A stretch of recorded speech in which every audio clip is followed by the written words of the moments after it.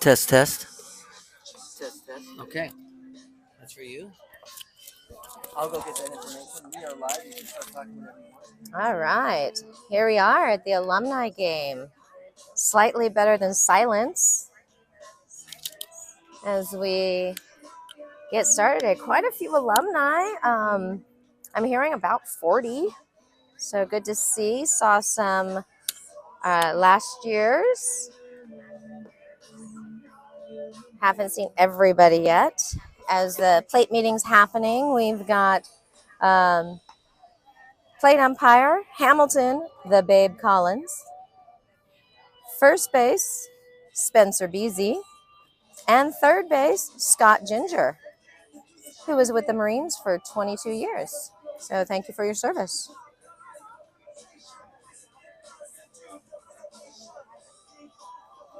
Sent John down to see how many alumni players' names he could rustle up, because I don't recognize them. At least the boys are wearing numbers today. Apparently it was media day yesterday, and they had a good time taking some photos. All right. Oh, sweet.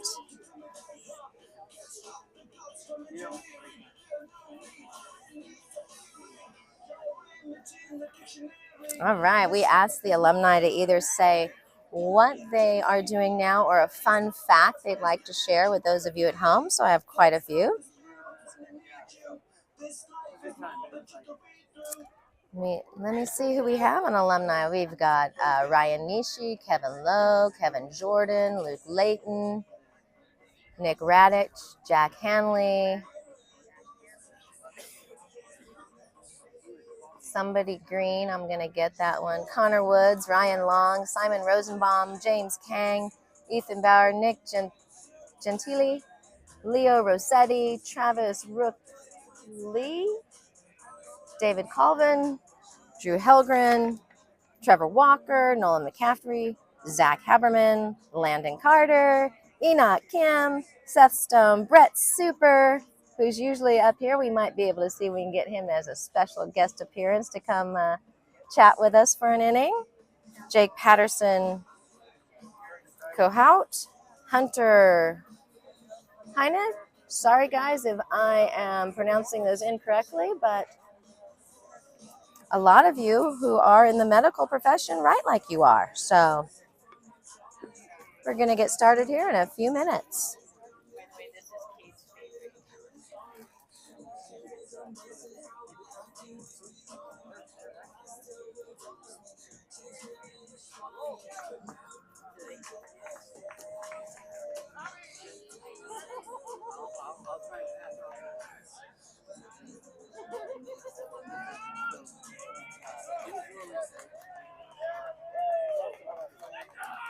All right. Alumni off to the first base side, getting excited. Our Pomona Pitzer taking the field, getting ready for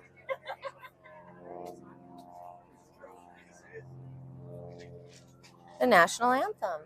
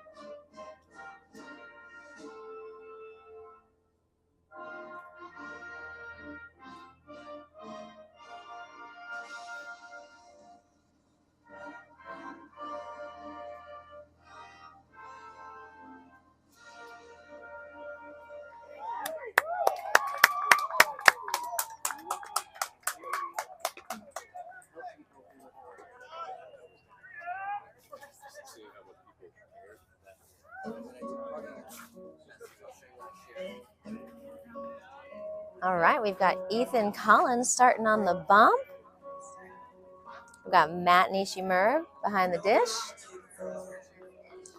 Over at first, Andrew on. Second,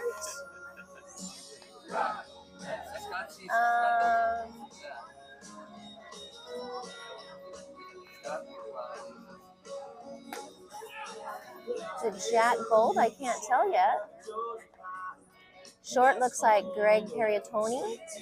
Third is Jimmy Lay.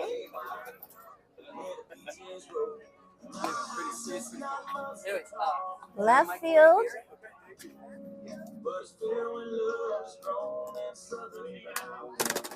Maybe Latif in left. Thank goodness. Zach Bellini is here. Folks, we're in for a treat. Slightly better than silence has totally improved. Zach, welcome back. We're so glad. I was just going around the horn trying. I'm at left field. That's as far. I've got in the infield. Left field is at Latif. Latif, actually, we had an injury. Is the mic on right now? Yeah. Okay. Yeah, Latif actually broke his thumb this week. Oh no! We had a collision in the outfield this week in practice. Oh dear. And I got a call from Jake Albro this week. Said, Zach, I got to take somebody to the hospital. Can you bring the car around? And I was like, I'm on it. So I pulled his car. We had the Jake Albro ambulance. Took him out to ended up with a 3 to 4 hour ordeal at the Minute Clinic, wherever they ended up. Oh no. The word is I believe he's gonna have to end up getting some sort of surgery. Oh dear. Yeah. So who's now is in. I can't quite. Might that be the way he's holding his glove? Thinking it may be Ben Cohen. Okay. All right, and stepping up to the plate for the Alumni is number 15, Kevin Lowe. Graduated 2022. He's a performance analyst, and he used to be a vlogger in high school and college. His parents are here too. Great to see them out supporting him. Yeah, just an incredible all-around hitter. Obviously, you can see an amazing eye. I'd heard stories he could hit a ball that was like that. Oof. That was a big hack there.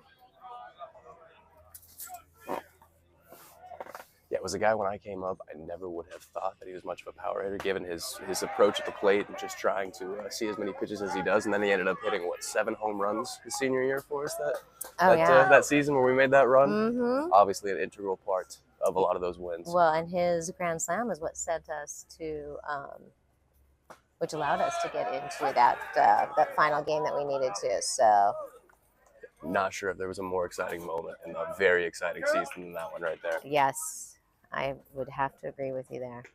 Just to be part of that, it was a magical season, that's for sure. All right. And that's what kills you as a pitcher right there, is he's got the ability to pull that one whenever he wants. Yeah. It's a pitch he doesn't quite like, but he knows it's going to be borderline. Yeah, they said he could hit anything, anywhere, make contact with it. He would be a heck of a cricket player in anything that would involve hand-eye coordination.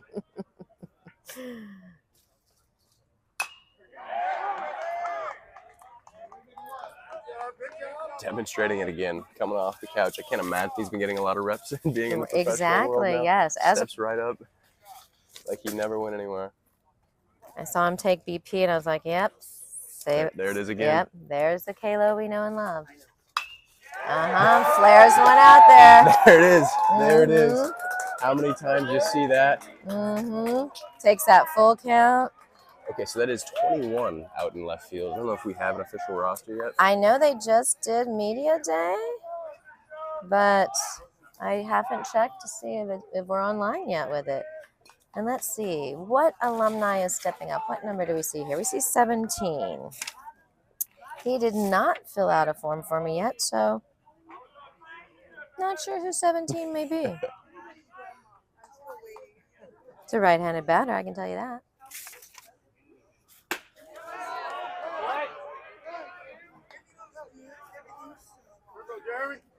Okay, so it's Jeremy. potentially Jeremy Jess. It's a name I heard as we came in. I believe he was a two-way player, if that is Jeremy Jess. I believe he was a two-way player, played the infield, and had a bit of an arm off the bump as well. Okay, Jeremy Jess. I'm writing it down. That's what I'm going with. Yeah. Ethan gets him to fan on that for the first out. His stuff is looking really good. Continuation of what we saw at APU last week. Well, I was so quick. I took a break. He was warming up. I came back. He was already done. So it must have been a very efficient inning for Ethan. I'm sorry I missed it. Yeah, it really was. It's more of what you're seeing right now. Fastball's looking powerful. The breaking ball within command and spinning tight.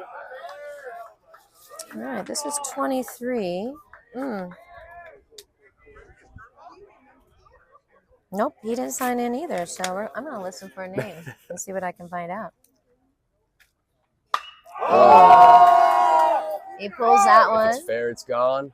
And it is not. Couldn't even tell. It was so high and far where exactly it ended up. But the indication was foul. Just a long, loud strike. I don't think Ethan's going to throw him that one again. Yeah, I think he'll switch it up. Going back foot right there. Teddy smothers it. Nice. Oh, Drew. Okay, he said Drew. This is Drew. Is that Hedman? No, that says... Drew Helgren? Well, no, that's 20. That's 24. Yeah. Ooh.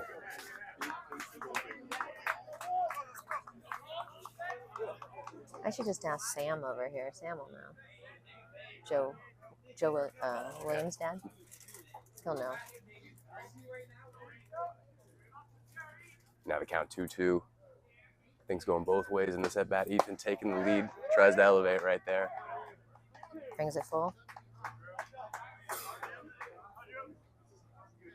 Wonder if he'll go back to that changeup. Made him look a little silly on that 2-1 pitch. Got him out front. The righty-lefty matchup. He's got the confidence to throw a 3-2 here. Does he come back with the fastball? He does. Did come back with the fastball, but just missed down. Puts another one on for number 47, and is this the legendary left-handed hitter that I've heard so much about? That was Drew Hedman. Okay. With a total of 254 home runs between 2006 2009. 254 hits. 254 hits for Drew Hedman. Wow. His 3-year period for the Sagem's impressive career. And a 398 career. 398 career average on top of that. And here steps up Jose Cortez. Yes, Jose Cortez, who I believe has 64 home runs. 64 bombs at the Division III level in his career. Wow. I cannot imagine pitching to this guy pre-BB Core era. That is, he's using I'm great. loaded bats with the 290-foot right field fence here at Alumni Field. Would have been unfair and downright dangerous, dare I say, for the first baseman involved. Thank you. It is his birthday. Oh, say hi. Monster. A monster. There's no monsters here. You want to go sit? And we're getting a visit up here in the booth by Wow. Coach Serena's wife and adorable daughter. And I hear through the grapevine it's Coach Serena's birthday today. Oh, okay. Gonna have to do something. Jose sends it up. Infield fly rule called by our home plate, Hamilton Collins. I inserted the babe. There. You know. Hamilton the babe Hamilton Collins. the babe. All right. What a great little comeback pitch right there for Ethan after putting another runner on, going first and second for a power lefty, getting him out front with a breaking ball there. And this is number 4.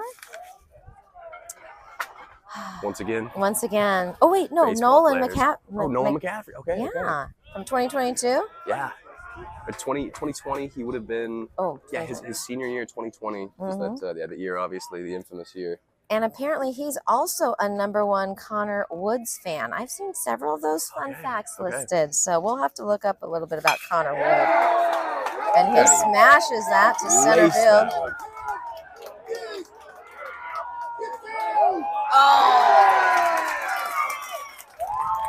And that throw home, just not enough on it.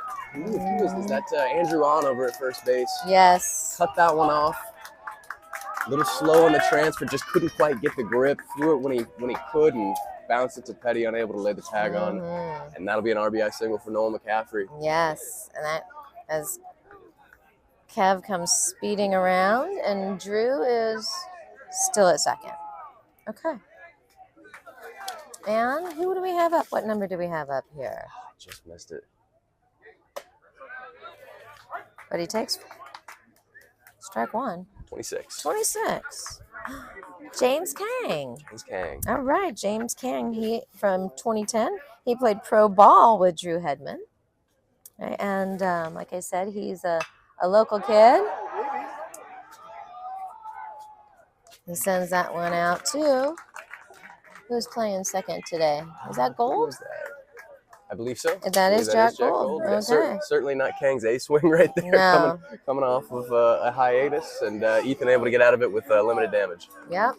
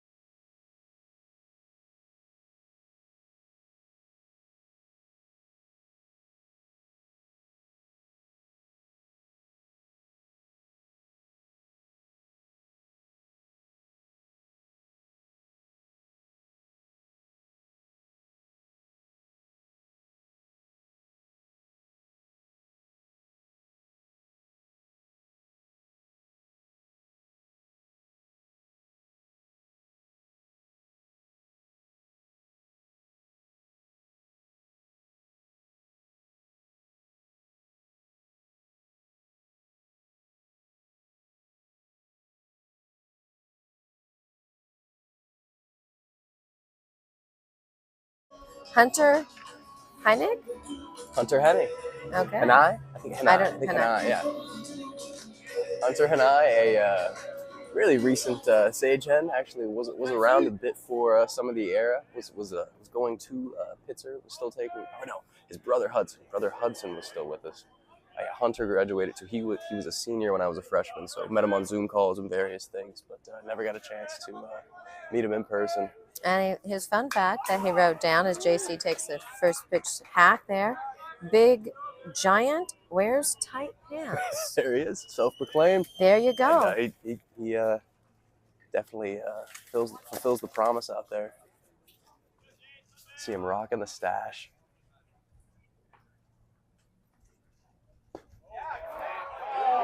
Comes in there with the breaking ball. JC on it to the last second, decides to spit. Ball breaks just below the knees. Yeah, the alumni were not happy with that call. Yeah, no. Was a good pitch. A better take by JC as this one comes in. JC pulls the trigger on that one just a tad late, waiting for that breaking ball to come back down. Hunter certainly not looking anxious to challenge JC with anything straight here. And it is nice. I love our sage hens in pinstripes because they do look great. It looks sharp. Not that the orange doesn't, but the total pinstripe package is really nice. Speaking from a mom's point of view, of course. Nah, and there's something to look good, feel good, play good. I know the boys when they're wearing the pins are feeling a little bit better about themselves. Feeling a little sassy. Oh, he could charge into that one. JC puts a barrel out there, and that one's stretching. Will it stay fair? It just does stay fair. Easy double. for JC. Nice work. And just impressive in how easy he made that look. Just kind of laid the barrel out there, a pitch on the outer half, flicks it over. Obviously, a lot of places down the left field line right there. That's going to be a home run as it drops in. It's about 340 out there to that corner. Puts it right on the warning track. And a stand-up double. Nice. Who steps in here for us? Number 16. Is that Greg? Is that Peritoni? Yep, sounds like Greg. it. That is Greg. All right. Which I never feel I say his name right, but Greg, it's all, I'm with you in spirit there.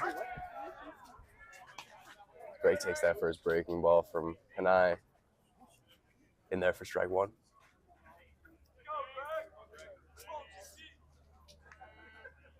And Greg, obviously, as we watched him with that APU scrimmage, just grinding out long at-bats. Worked 3 walks. As he gets out in front of that one, rolls over to second base. JC caught in a bad base running error. And he'll get taken out on the tag over at third base. Wow. Heads up play from Nolan McCaffrey over at shortstop.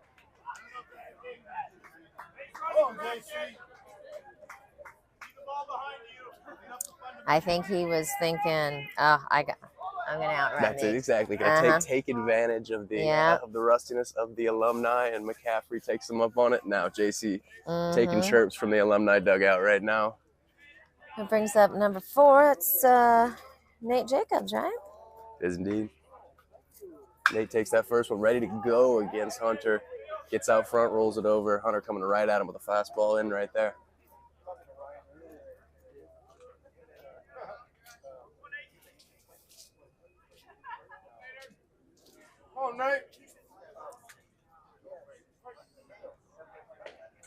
I love it. Sam Williams has he has fans he cheers for on both sides. I love it. Cheers for the alumni. Cheers for our present.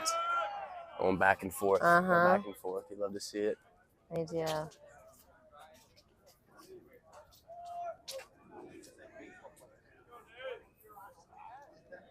As Hanai comes set. Quick check to the runner. Kicks and goes. Ooh. Gets Nate out front there. Wow. That breaking ball. Foul tips that one. I wonder if they're using the time clock at this game. That is a great question, because there's going to be some guys who would not be familiar with with such rules. We'll have to ask the blue when we get a break, because inquiring minds.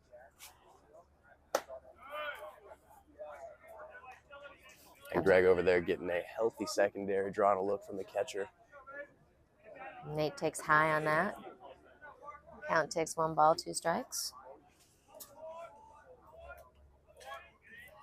You know, Greg over there at first base with some good speed. Look to see if he might be able to catch something in the dirt. Hunter's been leaning on that breaking ball. See if he goes to it here. Certainly thinking about his runner over there. Spikes that one on the throw over, but the first baseman chests it, keeps it in front.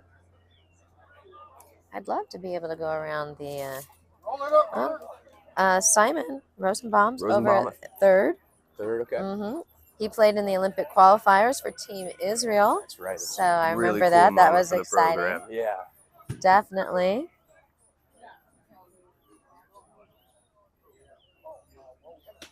And that one just riding the inside corner.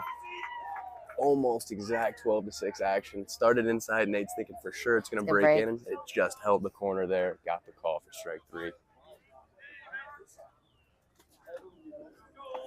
And this is Jack Gold, I think, here. Number 21, what he's wearing. I think Jack Gold is in the on-deck No? circle. I think he? this is... Okay. Who is this? Carson Evans. Carson. Okay. I knew I saw Jack Gold running around. He is. He's on the on-deck All circle. right. That is him. Yeah. Jack Gold, lefty bat. Thank you. What, That's right. is he wearing 20? Help me with the numbers. It's okay. Help the helpless here.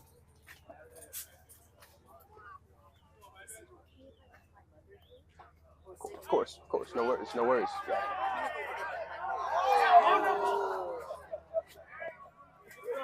Oh, I missed it. Go for a pick? Sorry, folks. We were gauging some administrative work up here, and I believe Greg, I don't know if he took off on that one or read one in the dirt. Looked like, as I looked up, the throw was on time, and a forceful slide, able to kick the ball out of the second baseman's hands over there.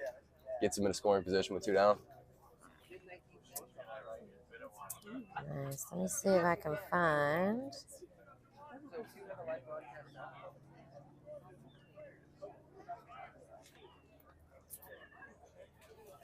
And now Carson with 2 down, runner in scoring position.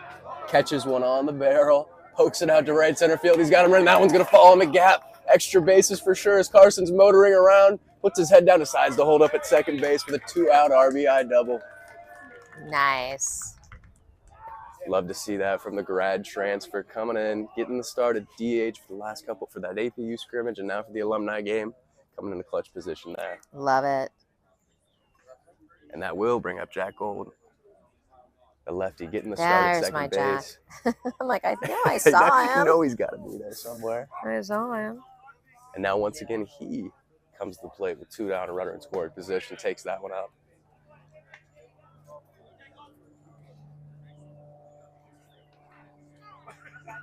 Let's see if I can find.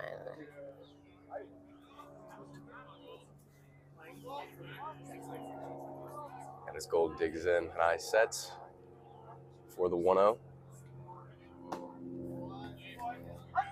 Oh, That call. one Very. catches, top outside corner of the zone. And you know how I feel about late calls. They know exactly. Sorry.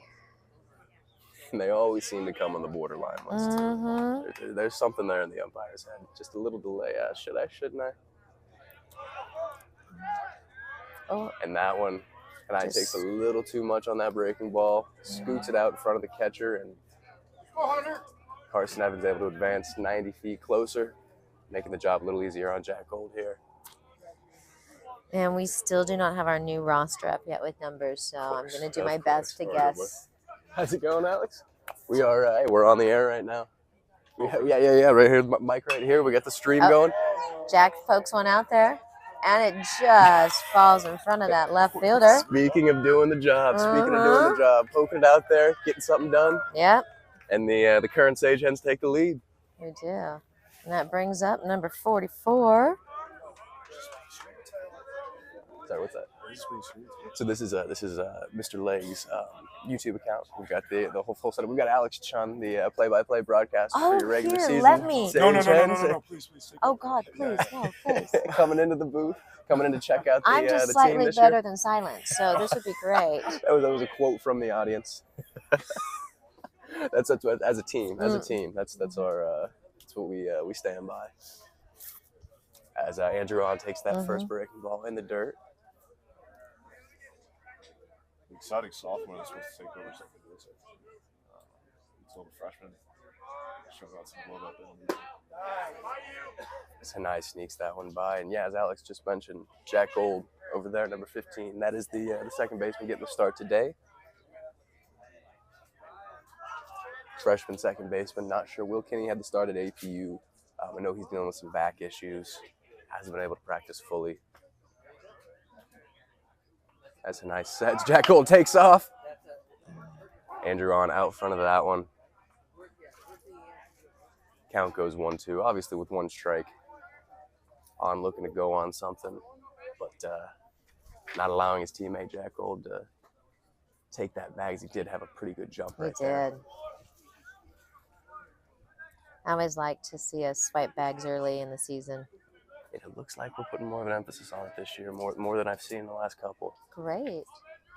We can't get Alex to come back and take over. I'll give him my chair. It's in the shade. It rocks. It's lovely. It is the best place to be in here. And Jack Gold takes off again, and that's strike three. It won't matter. I believe that's 3 down. No confirmation from the umpires. I'm not sure if they know. I'm pretty sure it is.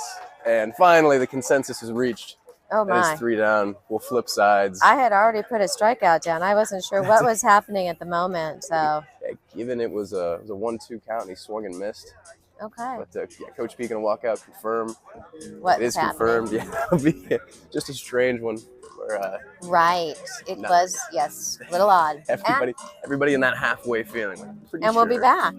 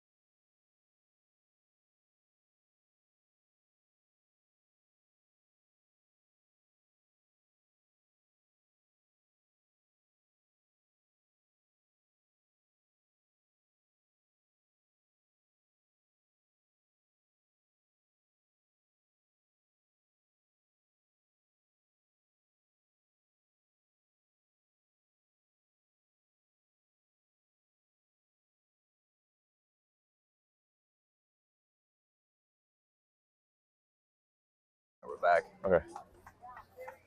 And ladies and gentlemen, we are back here to the top of the second. Ethan Collins still on the bump here, and we're joined by Alex Chun in the booth. Hello, everybody. Glad to be back for a third season. I mean, it's just an honor. Zach and I had such a blast covering the Hens last year in their baseball season. Ethan Collins on the bump right now. I believe he got his numbers up to 91, 92 on his fastball. Really looking to develop that 12-6 curve. That's kind of special to him and Wani. Another reliever that we have for the current Sage Hens. That one's swung on top. And, throws a little high, but On is able to snag it. Don't know who's at short right now. Greg Pierantoni, the freshman, 4-year starter in high school. Absolutely just a gamer is what I hear. He just makes plays happen. So you can see right there, just fundamentals there. Sticks it out front. A little ball to his left, pops up, makes the throw. A little shaky, but able to handle over there for On for the first out. And that was Simon Rosenbaum. That was Simon Rosenbaum, the World Baseball Classic participant for Team Israel. Right. Brother, I believe, I don't remember his first name, but I know there was a Rosenbaum in 2019 that also played professional basketball overseas as well. Yeah, the name's not coming to my head right now, but I definitely know the Rosenbaum family. Definitely a prominent family on the for the Hens, especially athletics-wise. So that one's roped. And that's Nick Gentili, the lefty, coming in there, taking a pitch up and driving it in the gap. And that one, Nate Jacobs showing off the arm, whips it in there almost on time to get him at second, but he's in there with a 1-out double. Nick Gentili, real estate private equity, works at a real estate private equity firm right now, and he played in Belgium and Australia after graduating. Sweet way to end up, play a little overseas ball, and then come back and make some money. And in the meantime, come to the Alumni Game and catch barrels. So this is what we need to watch out for in terms of Ethan Collins' development. Can he operate with men on base? There was a big problem for him, especially last season. Not a big problem, but something he had to fix, especially as an underclassman. Now that he has that experience under his belt, I'm just curious to see how he deals with runners on base. And we've got Jack Hanley at the plate. Actually was the 2B catcher my freshman year. Was a senior, met him on Zoom calls and various things. Believe he works for the Cardinals now. As an analytics engineer at the St. Louis Cardinals. As we can see on our fun fact sheet right here. Ethan runs the count 1-1 here, brings the breaking ball, and that one's gonna nip him. He's got himself a free bag. So it's runners on first and second. Collins operating with 1 out. And again, it's the test of his command. Can he operate with men on base? Can he keep his pitches in the strike zone? And one thing, if you're Ethan Collins, the Hens traditionally have had a very stout infield. You can rely on your defense to turn one here.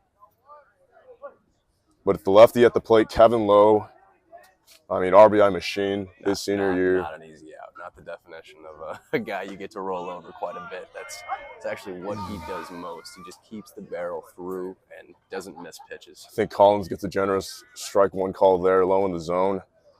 He will definitely take that against Kevin Lowe, who has excellent play difference. Lowe didn't like it. As the 0-1 pitch, he throws the pick off. It sails into center field, but it's a good stop by Pierantoni, showing that glove already at the shortstop position in his first year. If that gets past, it's runners at second and third, and Kevin Lowe will operate. Yeah, a little clunky there on the timing and coordination of that pickoff. It was obviously one of those things you see early in the season that'll be worked on. Looking to steal a cheap out. I like the idea of it with 1 down, especially against a good hitter like Kevin. Most definitely. Count should be 1-1. Turns into 1-2 as Kevin Lowe fouls it third base line. So the count 1-2. No, excuse me, 0-2. He threw a pickoff. That's on me. That's right. A ball of sorts, but doesn't get recorded on the count. That's right. 0-2 count, 1 out. Runners at first and second. Kevin Lowe against Ethan Collins. The 0-2. Ball out in front. Ethan Collins able to snag it on a second for 1 on a first. Double play. Gets out of it. Ethan Collins doing it on his own. Keep speaking it into existence right there, Alex. We're going to need a lot of those this season. We're getting 2 runners on situations with 1 down. We'll take some double play balls, a little 1-4-3 right there. You love to see it. And that does it for the top of the second. Current Pomona Pitzer station still up 2-1, heading into the bottom of the second.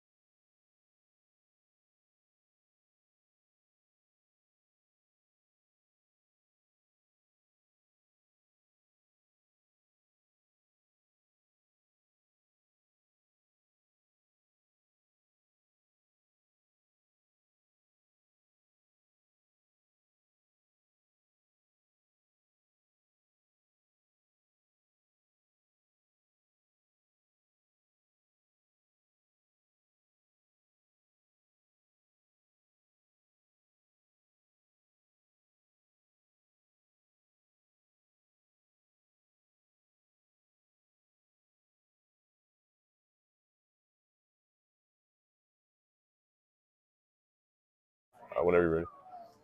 Bottom of the second inning, here we go.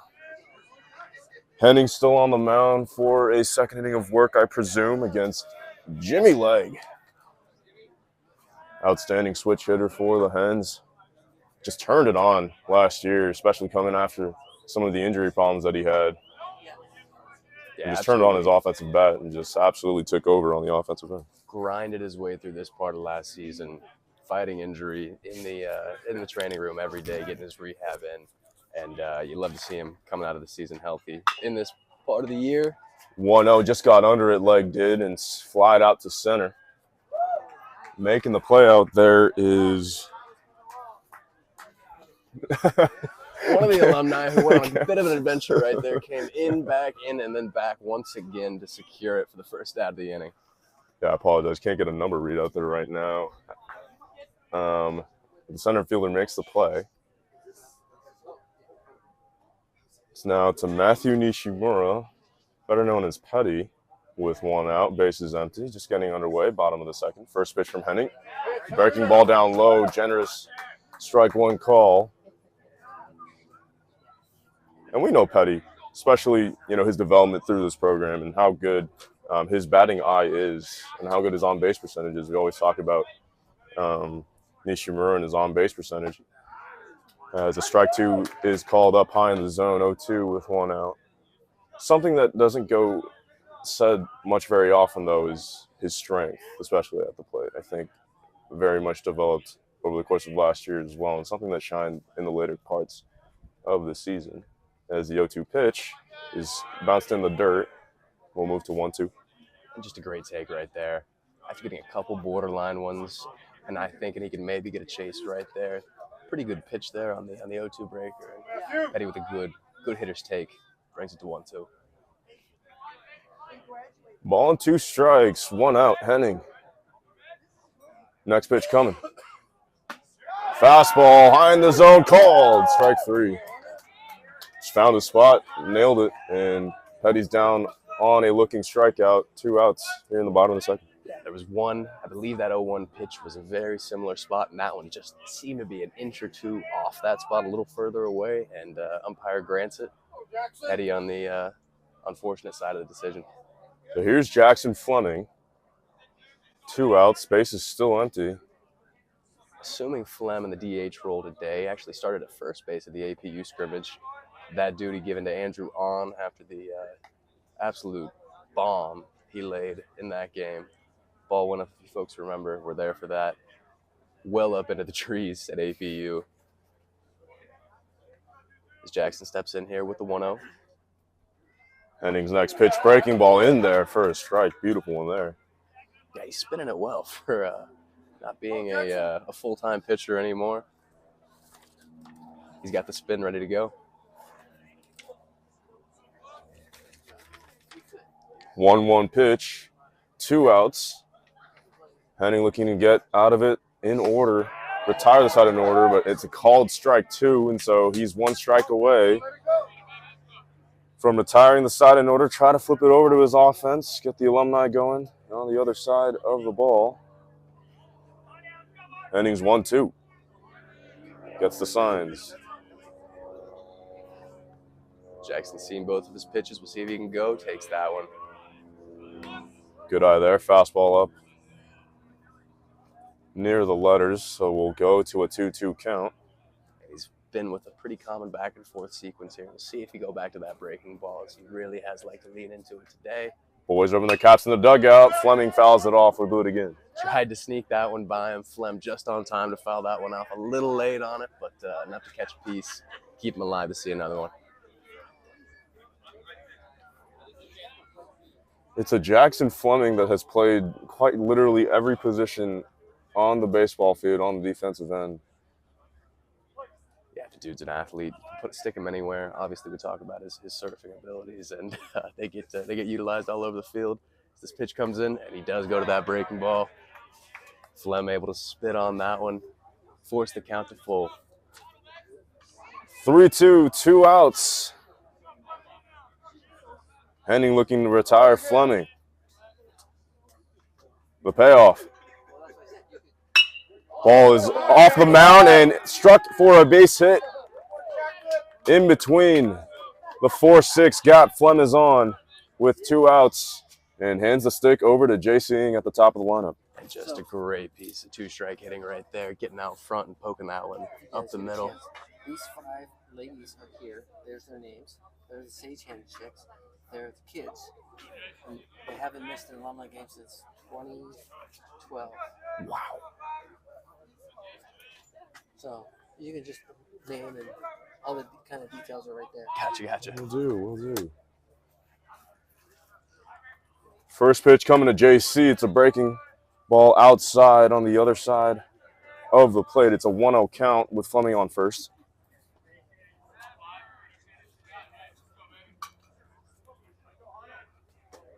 Henning's 1-0 with Fleming with a decent lead off first. JC takes strike 1 at the knees. JC checking with the umpire to see where that pitch was located.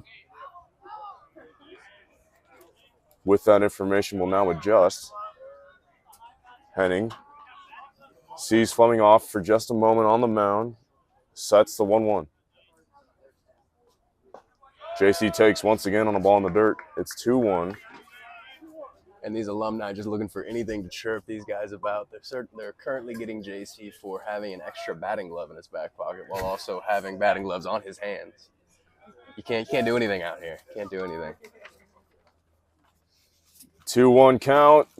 Moves to 3-1. Yeah, JC looking like a golf player out there, about to take a couple putts with that batting glove in his back pocket. Plenty of gloves to go around. But it's a 3-1 count. You know he's looking to do damage here with 2 down. Henning's 3-1. Breaking ball down in the dirt. Ball 4. Runners at first and second. Henning in a bit of trouble here after retiring the first 2 in the inning. We'll hand it off to the exciting freshman Pierantoni. Yeah, and even on that 3-1 count, we saw it earlier on JC's first at-bat. Hunter just not too eager to give JC anything too juicy there on the 3-1. Still hitting him with the breaking ball. See if he's willing to challenge the freshman here.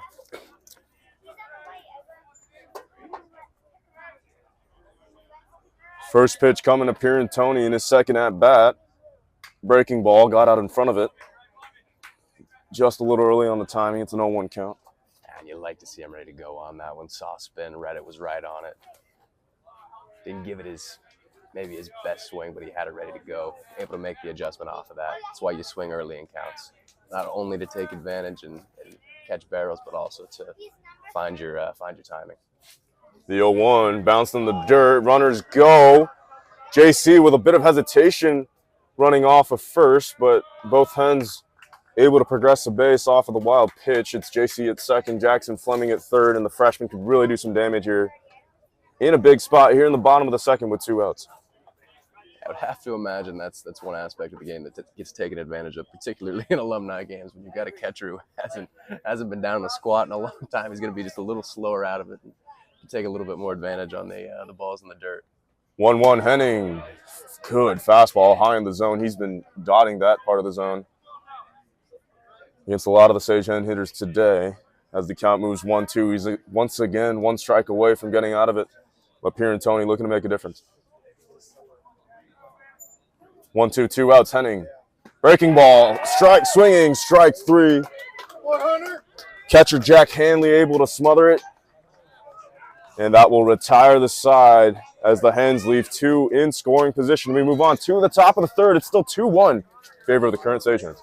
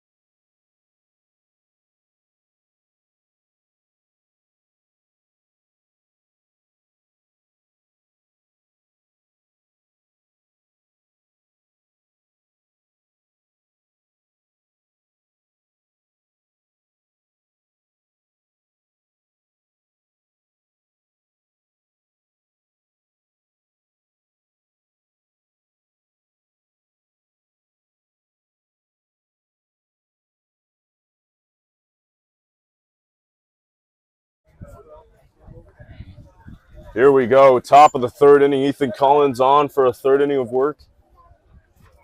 Still 2-1 in favor of the current Sage Hens. Alumni game here this afternoon. As Jeremy Jess digs in here. First pitch taken for a strike. Good looking fastball from Collins. What did Jeremy do his first time up? Jeremy struck out. He's a strikeout victim to Ethan. Strikeout victim to Ethan last time up as Ethan gets up early in an 0-2 hole here, looking to repeat. That was the pitch you just finished. So if you want to start with that and roll for that. 0-2 count, swing and a miss. Second strikeout. Ethan Collins dominant against the first batter. 1 down here in the top of the third. So tough when he's able to get ahead and get working with his pitches. And Hunter and I just want to shout out, just finished up, and Kathy and I, shout out to Kathy and I, the mother. She's a teacher. All 3 of her kids went to Pitzer. That being Hunter, Hudson, and Heather, who is currently there. And also a shout out. We've got an important group in the crowd today, the Sage Chicks. They have not missed an alumni game since 2012. That being Beth, Kim, Jeannie, Pam, and Susan. They're here giving us information regarding all the alumni and making the broadcast a little bit better. Big shout out to them. Yeah, big shout out to Jimmy Lake's dad, John Lake, for providing all this information for us. I mean, just running back and forth and making our broadcast better, making our lives easy. Really appreciate him for running back and forth as well and providing that information. And it's so good to see, especially at the beginning of the season, for these young Sage Hens to get that type of experience with players that have gone through pro ball, overseas. And so it's just such a valuable part of the Sage Hens season, how they get it rolling against pristine competition, and then when they get into the season, allowing to have a good feeling, a good head start going into the season, and alumni kind of provide that, especially during this day. Ethan Collins definitely taking advantage. 2-2 count, 1 out against Drew Hedman. 2-2 pitch, taken down low, full count, 3-2. Walked on his last at bat, could do so here, but Collins has got to fight in the zone.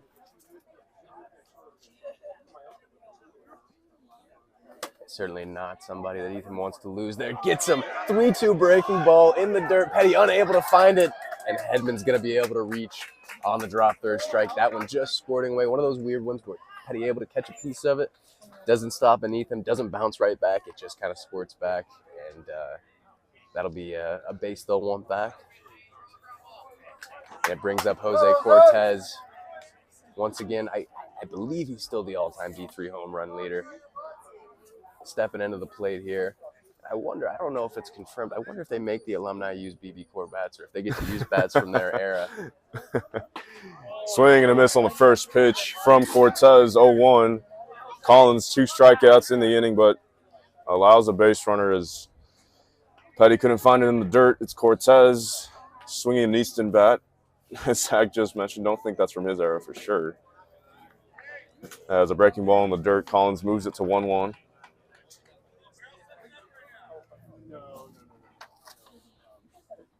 That'd be awesome if that were a little caveat where the alumni are allowed to bring their bats back, swing the old early 2000s BSR models. That one poked into the bullpen. We got Jake Hilton warming up out there. Gets a hand on it, unable to come down with it. We'll see him next week for that one.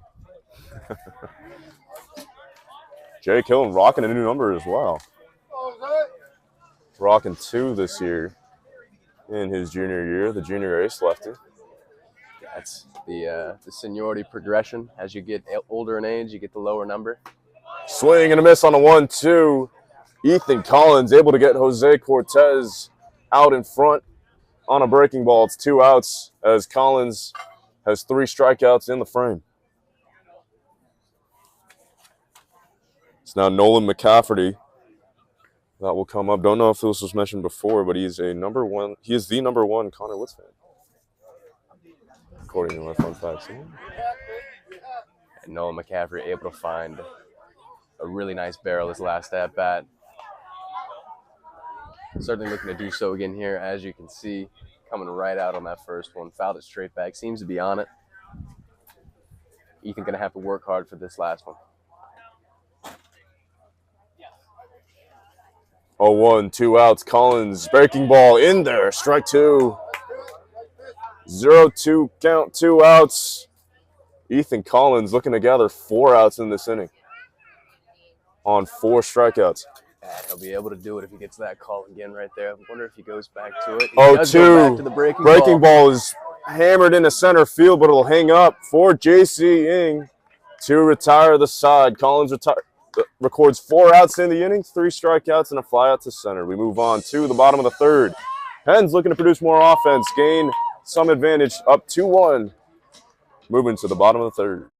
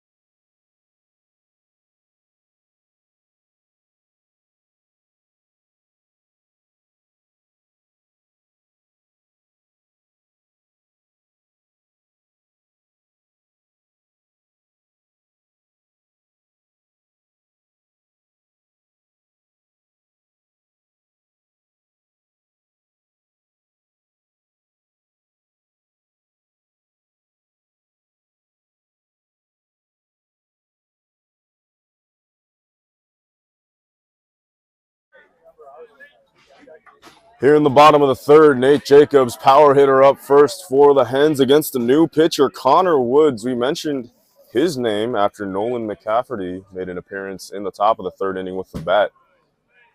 He's the #1 Connor Woods fan, and it seems like we just called his name up. He's on the mound. Yeah, that's the issue. We've got what seems to be a battle for #1 Connor Woods fan. As we can see, there's multiple guys saying that, but there can really only be one #1 Connor Woods fan. So we'll have to see if they can actually prove it. And they've got an opportunity to do so as he's on the bump. I'll tell you this much, though. Under Connor Woods' fun facts list, he hates Connor Woods. So he hates himself, which, I mean, fair deal. You're your harshest critic, but gets Nate Jacobs there. Believe he went around. Yep, strike one as he moves the count 2-1. But I think it also, warrants a lot of love.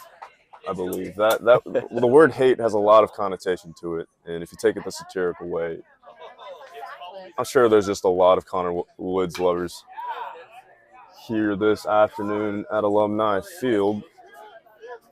Ball is fouled back by Nate Jacobs. Count moves 2-2.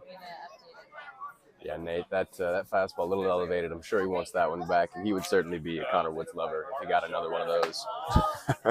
Not quite on that one, though, as that one drifts a little up, a little away, takes the count full. Full count. Opening batter in the bottom of the third. Woods' next pitch, the payoff, is in the dirt on a breaking ball. Ball 4. Nate Jacobs able to draw a full count walk. And Carson Evans comes walking to the plate here. Last at bat, able to drive one in the gap for a double. Carson Evans, freshman. Grad transfer, actually. Excuse me, graduate transfer. CGU, yeah. It says freshman on the roster. That's definitely false information there. I wonder if eligibility-wise, I certainly don't think he'd be a freshman, but I don't know what he is because I believe he will be coming back for another year next year. He's doing a 2-year grad program. So I would imagine eligibility-wise, the way things have gone, he would be a junior technically. As he goes around on that one, fouls it off. Just around Alumni out in the stands, looking to make that grab, and once again dropped. We need some better plays out here from the people on the surroundings. Keep you updated on that. Yeah, definitely got to watch out for the foul balls that are drifting out here at Alumni Field. But Connor Woods is back at it once again. 0-2 count. Nate Jacobs leading off at first after drawing a full count walk. Next pitch, jammed him. Another ball flying out that way. Connor Woods in the kitchen right there, going a little up and in. Carson fished it off over the first base dugout. 0-2 count. Jammed him for sure. Nate Jacobs takes the lead off of first. It's an 0-2 count. Connor Woods' next pitch. Fastball swing and a miss out in front. Got Evans swinging. First out here in the bottom of the third. It's just a great pitch right there. I feel like it's not usually sequenced up once you jam a guy, but to extend the zone a little bit and go away. Obviously, if you're looking for the 1.5 pitch right there if you're Carson Evans, and just got him a little bit behind and thinking about that one as it came out of the hand, able to sneak it by him for a quick swinging strike 3. Swung on it late. It brings up Jack Gold. Takes the first pitch inside. Looked like it was near the strike zone, but call the ball. 1-0. Nate drew a walk.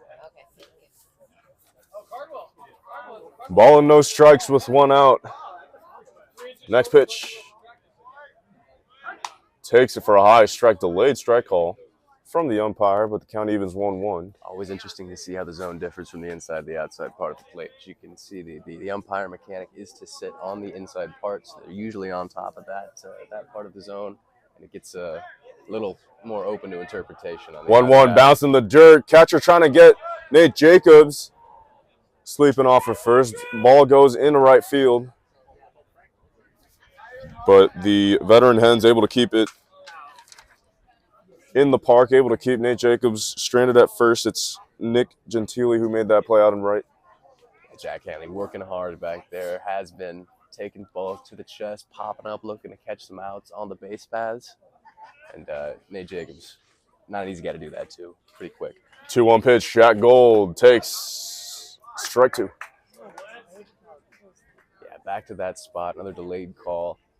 And Woods is going to take it if he can. Gold got to be ready to protect on that one. 2 balls, 2 strikes, 1 out. Jacobs leading off at first. Next pitch high. Going back for that up and out spot, just bit off a little bit more than he wanted right there. Misses well away, takes the count full. Full count, Jack Gold against Connor Woods. Payoff. Jacobs goes, liner into right field, base hit, falls in front of Gentili. No, bad comes. And Nate Jacobs was not aware of where the ball was in the outfield. It's an out on the base pads. Jacobs with a mental mistake there. It's out number 2, basically a fielder's choice. Not sure what happened right there in terms of the communication. Nate Jacobs took off on the pitch. Obviously, when you hear the bat make contact with the ball, you got to find it. Not sure he did find it. Assumed. It stopped for a moment, almost all the way to second base. Completely stopped, and then for whatever reason seemed to come into the impression that the ball was caught and that he needed to get back to first. And the Alumni take advantage, take the force out of second. Most definitely. As first pitch is bounced in the dirt, Jack Gold is able to progress to second base, takes a wide turn across second, but will remain there. So still a runner in scoring position, but could have been runners at second and third. Yeah, that one, moment to unpack that one. The biggest victim in that situation is Jack Gold, as that takes his single away. It becomes a fielder's choice. As the count is 1-0, next pitch coming, Andrew Wan swings and fouls it back. Comes towards us in the press box right behind, actually, near the Car Dub facility on Pomona College's campus. The new gym. 1-1 count, 2 outs. Woods still dealing. Jack Gold leading off of second, on looking to do damage. Ball is poked out in front. That's going to carry over Gentili's head and off the top of the wall. It's going to score a run, a long single for Andrew On. Brings in Jack Gold. It's 3-1 to the current Sagehens. And just pulling his hands in right there, pushing that ball the other way, and getting enough on it to get it off the wall. We saw the strength at APU when he put a ball about 400 feet over the right center field fence, and that one on a line off the right field wall with a 2-out RBI. Impressive stuff from this freshman. It's now Jimmy Legg. That'll take his first hacks against Connor Woods. First pitch is outside. 1-0 the count moves as Andrew On. Long single, could have turned it into a double if Gentili tried to make a play at home but didn't. So On was held to only a single. Connor Woods, next pitch, Legg gets a hold of one. Deep just over the wall. It's gone. Swing. Jimmy Legg stepping right up, having it ready to go. Got that one in, did what he wanted to, laid his best contact on it, and that thing just able to sneak over the wall. Almost, if you may have heard me say, the ball was top spin. Not sure how he was able to get enough on that one. Snuck it over the wall for the 2-run, 2-out bomb to put the Sagehens up 5-1 in this one. Went pull side, striding right along the foul line. Just got it over near Pomona College's Studio Art building. And that's the Jimmy Legg spot right there. If we remember 2 years ago, I believe it was an identical positioning over that right field wall where he got his first college bomb. And that one looking good. He's swinging the bat well early this season. We saw the RBI single last week at APU, coming out right there with the big one. Happened his sophomore year against, I believe, Whittier College in a Skyac contest. Using the shortest part of the ballpark in right field, definitely an advantage lefties have. Of course, Jimmy Legg a switch hitter, but against the right-handed Connor Woods, went pull side to make it a 5-1 game. It's Petty at the plate, taking the pitch there. Count moves 1-2.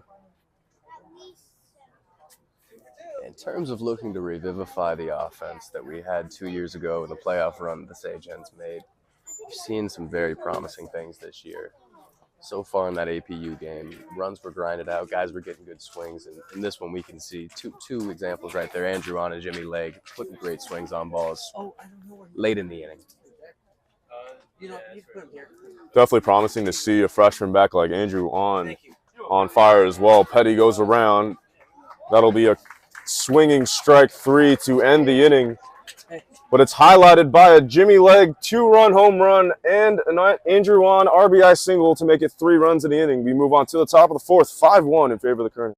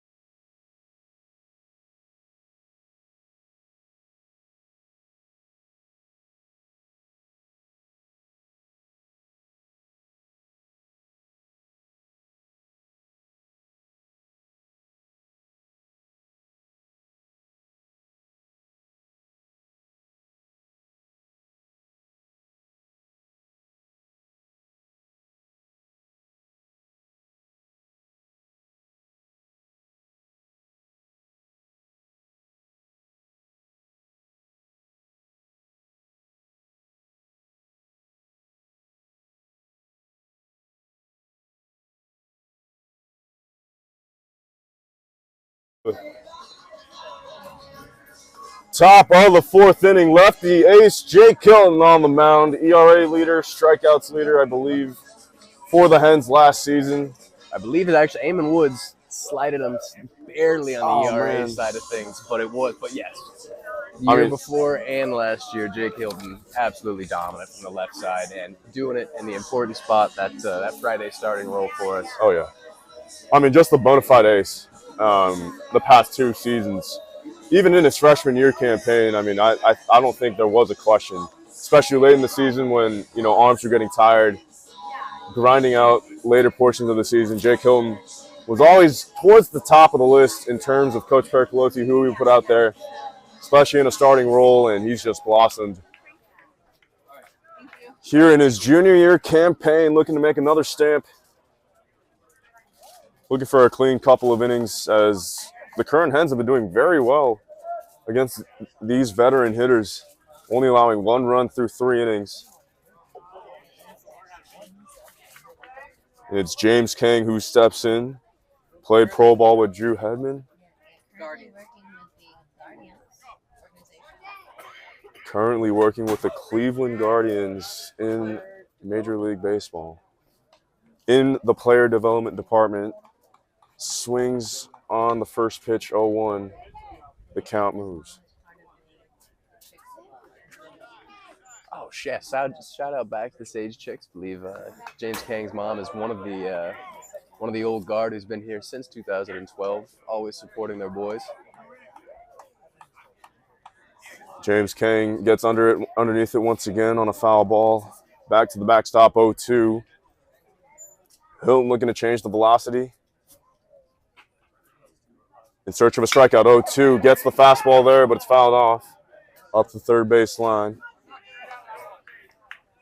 Hilton with a chance to put the first batter away with a strike.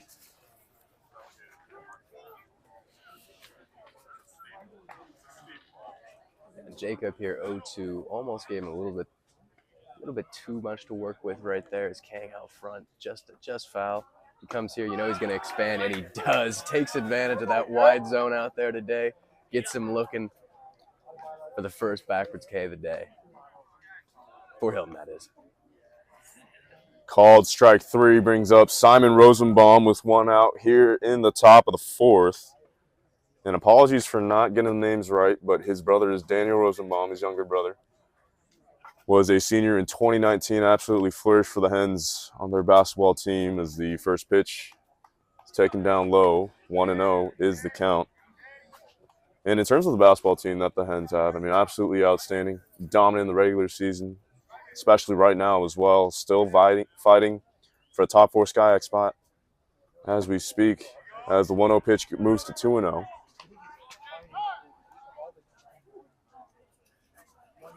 Looks like we've got a ball out of pending coming on one of the alumni over there. You hate to see it. You hate to see it. But I don't think they don't have anybody protecting him down there. It's a little slight cause for concern, but hey, they're alumni. They've been around back in their day. That's what you did. You didn't need a protector. You protect yourself. Got a pitch with that confidence, especially in the bullpen as the 2-0 pitch is skied mile high in on the infield. It's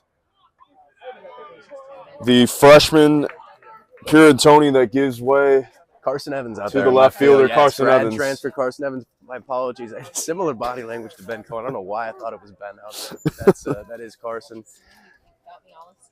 Yeah, we all are all over the place. No rosters, no headshots, nothing official yet for the Sage Hens. But Jake, challenging right there on the 2-0 count and getting Rosenbaugh just under that one. All trying to figure it out. Training wheel session for all of us here this afternoon in the Alumni Game. First pitch taken for a strike, 0-1 to Nick Gentili, the right fielder that saw 2 balls fly over his head in the previous half inning.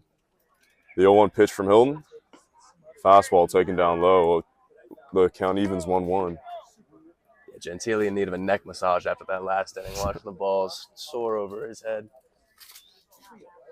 Oppo taco from Andrew Wan and a pull side bomb from Jimmy Legg in the bottom of the third explains the 3 runs. The 1-1 ball bounced up the middle, base hit in between the 4-6 gap. JC Ing smothers it in center, but Nick Gentili on with 2 outs.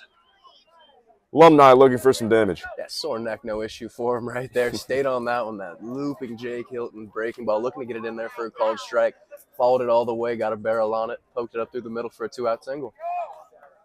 The analytics engineer, Jack Hanley, reliable catcher behind the plate, steps up with 2 outs and a runner on. Jake Hilton looking to retire the side. First pitch is a called strike right down the middle. Fastball, 0-1. Coming right at him right there. Like to see it.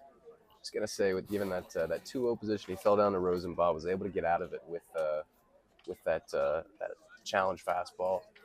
Look to see him go back to it. No balls and a strike, 2 outs. Hilton once again.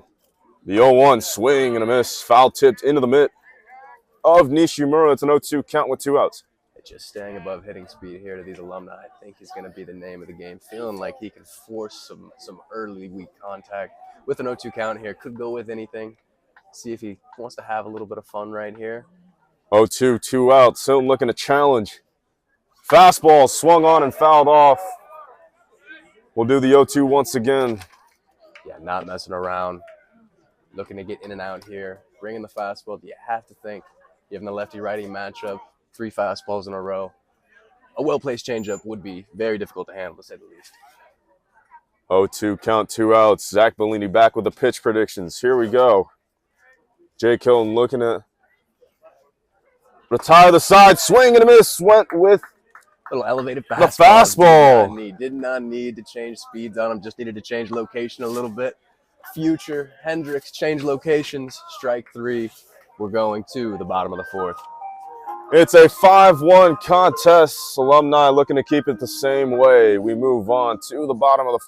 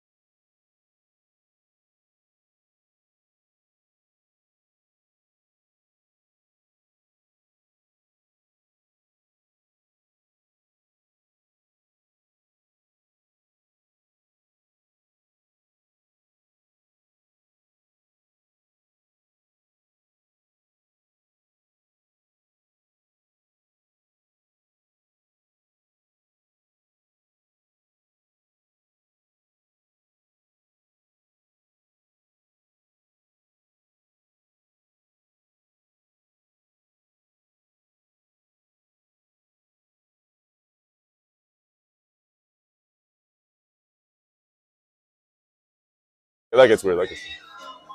Here in the bottom of the 4th inning, it's a pitching change for the Alumni. Leland Green on. He is an attorney, turns out to speak, so Hen's getting it done on and off the field. Ryan Nishi also defensive substitution for Hanley at the catcher position as Fleming swings on. First pitch fouled up the third baseline. You've got an attorney pitching to a future doctor right here. Just underscores the beauty of the Sage Hen Alumni Game, is that you're able to see the just the prestige and the academics and the way guys are able to take their Pomona Pitzer educations different ways. We've got guys working in the analytic departments of professional baseball teams. We've got guys going into medicine, into law, into finance, all over the place, and coming back for this really cool event. I mean, it's a rare occasion in which you can say that at a baseball game. 1-1 pitch taken outside, 2-1. In which these great baseball players are also doing it off the field, and it's honestly an amazing sight to see. 2-1 pitch taken by Fleming, 3-1 the count moves, and I know, Zach, you have an extra appreciation for Ryan Nishi behind the plate because you're also a med student trying to get there. Exactly, yeah, no, and leaned on Ryan a lot in terms of advice for preparation for medical school, and I'll continue to do so as I go through the application process. But yeah, just a great dude all around. I mean, just a guy you want to be your doctor, honestly. That's all I can say. 5 pitch at bat for Fleming allows him to reach first base after he walks on a 3-1 count. J.C. Ng takes the first pitch from Leland Green for a ball in the low portions of the zone. It's 1-0. As Green sets up quickly, next pitch, Ng doesn't go around. Appeal to the field umpire indicates that he did not go, so it's a 2-0 count. J.C. Ng showing his play discipline in his 3rd season with the Hens. 2-0, swung on and fouled back. He will want that 2-0 back right there. Went around, big swing. Obviously, as we talk about it, is spring training. We're looking to see as the season goes on, those right there turning into gap shots. 2 balls and a strike. Next pitch outside. 3-1 is the count. J.C. Ng, a very unique summer experience he had, I believe, 2 summers ago. Played for the Wausau Woodchucks of the Northwoods League. 3-1 taken for strike 2. Moves to a full count. Speaking of success off of Alumni Field, I mean, J.C. Ng, standout performance in his time with Wausau. Played D1, D2 competition at the Northwoods League as he swings on and misses there. Foul tipped into the mid of Ryan Nishi. 4 out number 1 on a swinging strikeout, and will bring up the freshman, Pierantoni, with Fleming still at first base. In his short career, what we've seen, and as you see there, got a little jammed, rolled over for the 5-4, and over to 3. Not in time. Able to show off the speed, beats that one out. Records the second out of the inning on that assist from Rosenbaum, third base. And Greg certainly looking to get the bat off his shoulder after a 3-walk performance against APU, where he did really grind out some impressive ABs. Couple early swings here in this one, rolling over some balls. Obviously just a product of looking to get out there and get some swings early in the season.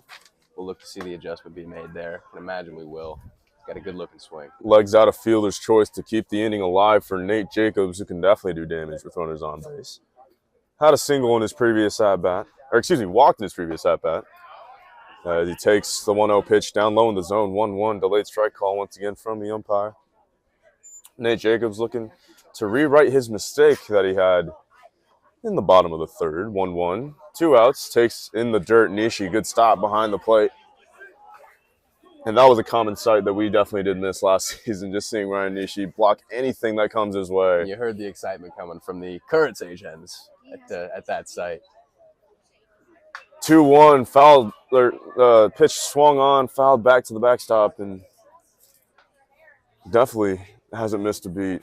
Has Ryan Nishi at the catcher position, still looks like his same self, the captain that he was. I think he can do it. If he wants to take another year off of med school for us, he can do it. 2-2, 2 outs. Ball is swung on and fouled back. We'll do the 2-2 once again. the tradition is back also. Boys still rubbing their caps in the dugout. Always On the a triple twos superstitions never count. die. You never want. There's just no reason to, in any sense, upset the baseball gods if you don't have to. So you uphold what you can. Triple twos. Green next pitch bounced in the dirt. Nishi couldn't get that one, and Pierantoni able to use his speed, move in the scoring position. Yeah, the toughest ones to handle as a catcher right there. Not only that it's a spiked fastball, which is of the toughest variety, but the spiked fastball in where you're trying to manage the batter as well. Tough when there, squirts by, and able to get Pierantoni in the scoring position with 2 down. Full count, 2 outs. Next pitch in the dirt. Nate Jacobs, good eye. Ball 4. Runners at first and second, and that was the most notable change that he had between his sophomore and junior year seasons. Believe through his first 6 games, Nate Jacobs had 12 walks. Just unheard of. I mean, in terms of batting eye, for a power hitter like Nate. Super unselfish at the plate, willing to just move the bat along, give his teammates chances and big opportunities to capitalize. He's a statistician's darling, given the way that we've seen value get categorized in the game as of recent. It's about getting on base and it's about driving in runs, and that's 2 things that he does with great frequency. And he hands it off to Carson Evans, veteran hitter at the plate for the Hens in a 2-out situation. Next pitch from Green, can't find the strike zone. It's 3-0. And a big jump from Pierantoni over there at second base. You know he was thinking about giving an attempt to take that bag over there, but you never want to break that rule, making the 3rd out at third base. Certainly thinking about it as the alumni, not giving him a ton of attention over there on this 3-1 count. Because you just need 1 out. 3-1 count, 2 outs. Next pitch from Green, inside, ball 4. Hens are in business, bases loaded, 2 outs. Oh, and the professional Ryan Long coming out there to give him a chat. If there's anybody you want to see for pitching advice, it would be that guy. The man who I'm not sure there's a lot of people in the area right now in a whatever mile radius who can say that they struck out Mike freaking Trout in the World Baseball Classic. My God. And so we'll see if we can sort something out here. Gave him a little flex right there, did Ryan Long, and he's jogging off with a smile. Can assume that there were just some phenomenal pointers given. Yeah, I can remember that pitch like yesterday. I believe it was a 96, 97 mile an hour fastball in on Mike Trout. Juiced him up. For Great Britain, I mean, is currently in the farm system of the Baltimore Orioles. Just got promoted to Double-A as the first pitch from Green is taken in the dirt. 1-0, and more on Ryan Long. I mean, played with Jackson Holliday. Hall of Famer Aaron Holliday's son, who's making the ranks to be one of the top prospects in baseball and professional baseball. And when you have a teammate like that, when you have that type of experience, Ryan Long can provide some good pointers. Yeah, I can't imagine what he's learned the past few years playing with who he's played with. 1-1, swung on by the freshman off of the first base umpire. Seems to be doing okay. Double thumbs up. Just out of your view there, folks. Can't quite see, but what we can inform you of is that the first base umpire using the proper technique over there, positioning himself just foul so that if such an event occurs where he takes one, it is a foul ball, dead ball is called, and we'll do it again with a 1-2 count. Just a true professional out there. And that is Spencer Beasy out there, taking it like a man, stepping right back in. No delay to the game. He's going to keep things rolling. 1-2, 2 outs. Next pitch from Green. Looking to get out of it. Called strike 3. Mound visit from Ryan Long, proving to make dividends. That's what happens when a pro gives you some pointers, able to come right back. And I think what he said is, let's go ahead and utilize that big strike zone, work that outside part of the plate. And Jack Gold not super happy about that call, but it's been going both ways, and that's how it goes. Out of a bases-loaded jam in the bottom of the 4th, we move on to the top of the 5th. Jake Hilton back on.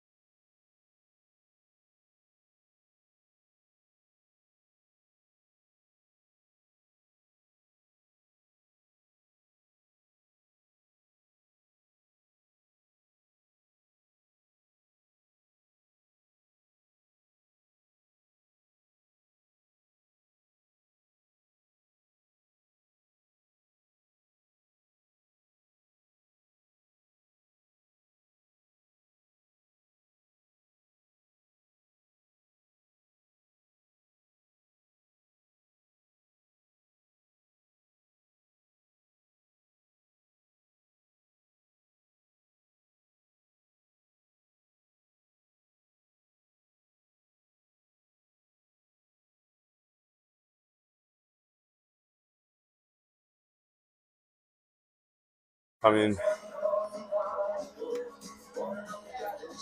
top of the 5th inning.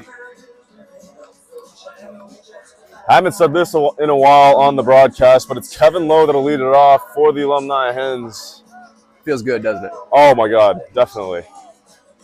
RBI machine, batting eye king. So many superlatives added to this man's name in right field. Was just a captain as well. Is a utility player, can play any position as well, like we have on the end of Jackson Fleming.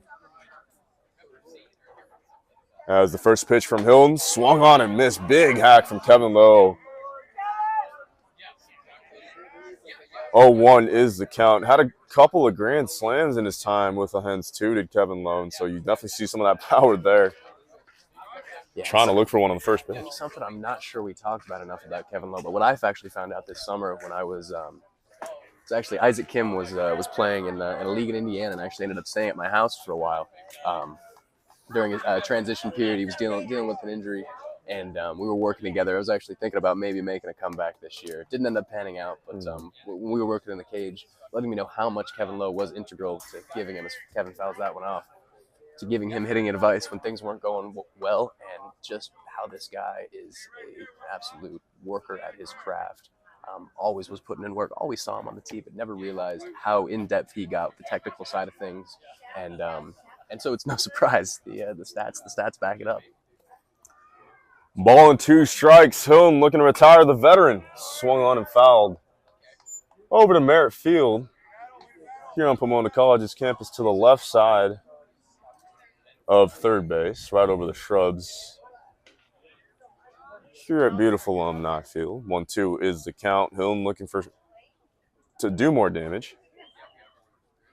On the mound, breaking ball, just located just high.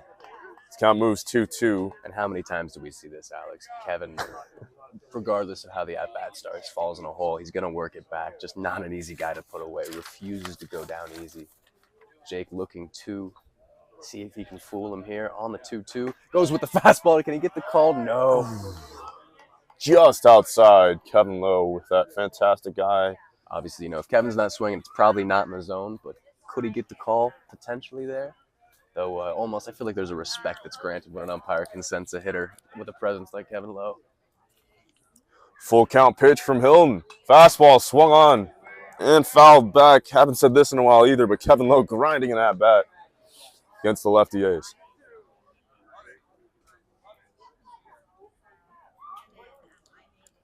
Three balls, 2 strikes, full count.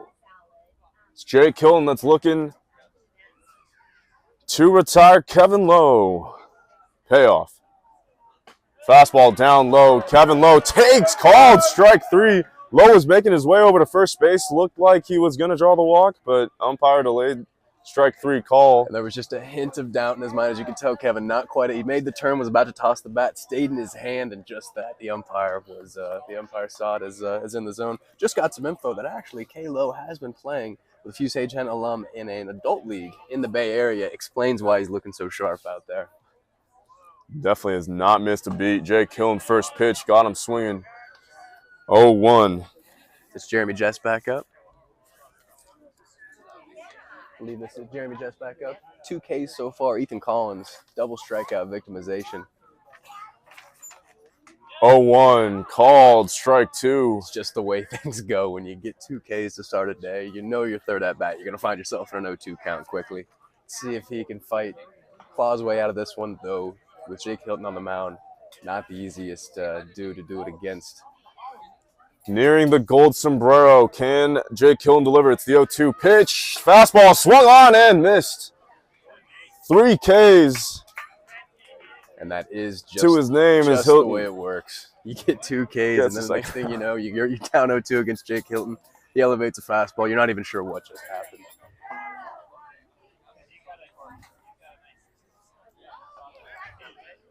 Two outs here in the top of the 5th. First pitch from Hilton. Breaking ball in the dirt. Petty can't smother it. It's 1-0. And Drew had been taking that first one in the dirt. Hilton trying to get him to chase. Sporting the no batting gloves look is Hilton. On the 1-0. Fastball just outside, 2-0, the count moves. So a slight shift in the strike zone paradigm this inning, not giving the outside pitch. However, as Kevin Lowe can attest, the low zone is in play. 2 balls, no strikes, 2 outs. Hilton looking for a clean frame. Breaking ball hits the back of Drew Hedman. And Hedman waves it off. He says, "No, I'm staying in. Call it a ball." Wow. That's a hard-o move. That's a hard-o move. Much to the delight of the Sage-Hen faithful here on both sides. It's a 3-0 count with 2 outs. Both He wants it dugouts not. tipping the caps. That's a respectable move. So we're gonna clarify some details how we're gonna take it. We're gonna call it a ball. He's gonna take his 3-0 count here. You know he's giving himself the green light after that. Hilton on a 3-0. Gotta get into the strike zone. Fastball down low. Ball 4. You know Hedman didn't want that, but we'll take his base. Yeah, gritted his teeth. He'll take the bag. He didn't come all the way here to take walks, but he'll make the teammate move right here, looking to see if he can manufacture a run. Jose Cortez switching to the right side for this one. Yeah, this is new information for me personally. Jose Cortez first looks against Hilton, takes ball 1 in the dirt. We know Jose Cortez. We look at batting average. I believe, yes, in 2000 had the 14th best season of all time. Batted 424 for the Sage Hens. And was it just last year, actually? Jose Cortez got inducted into the Hall of Fame. 2-0 is the count with 2 outs. Drew Hedman, who's on first base, also got inducted into the Sage-Hen Hall of Fame last year, so a bit of Hall of Fame synergy right now. On the field for the Alumni, it's a 2-0 count. Hilton needing to throw a strike, and does after 6 straight balls. So it's 2-1 the count. Cortez also holds the Sage-Hen career records for batting average in a season, 452. ridiculous? He notched one season. Home runs 70 bombs across his career, 253 RBIs, 214 runs scored. Ball is up high in the zone, 3-1 now the count moves. I mean, he sits in second for hits in the Sage-Hen career records with 259, third in doubles with 61. Just dominant, was drafted by the Phillies. And it looks like there's some John going on. Cortez letting Hilton hear it right here. On a 3-1 count, he wants a strike. 3-1, 2 outs, takes ball 4. Hilton has thrown 8 balls and 1 strike in his last 9 pitches, needing to find the strike zone here as he allows 2 base runners on walk, something we really don't see from Hilton. Yeah, just need a little quick reset here. Jake's not the kind of guy to let it pile up. Got 2 quick outs, 2 strikeouts to start the inning. Just let a couple get away from him. For the adjustment to be made here. Got to give himself a little bit of reset time.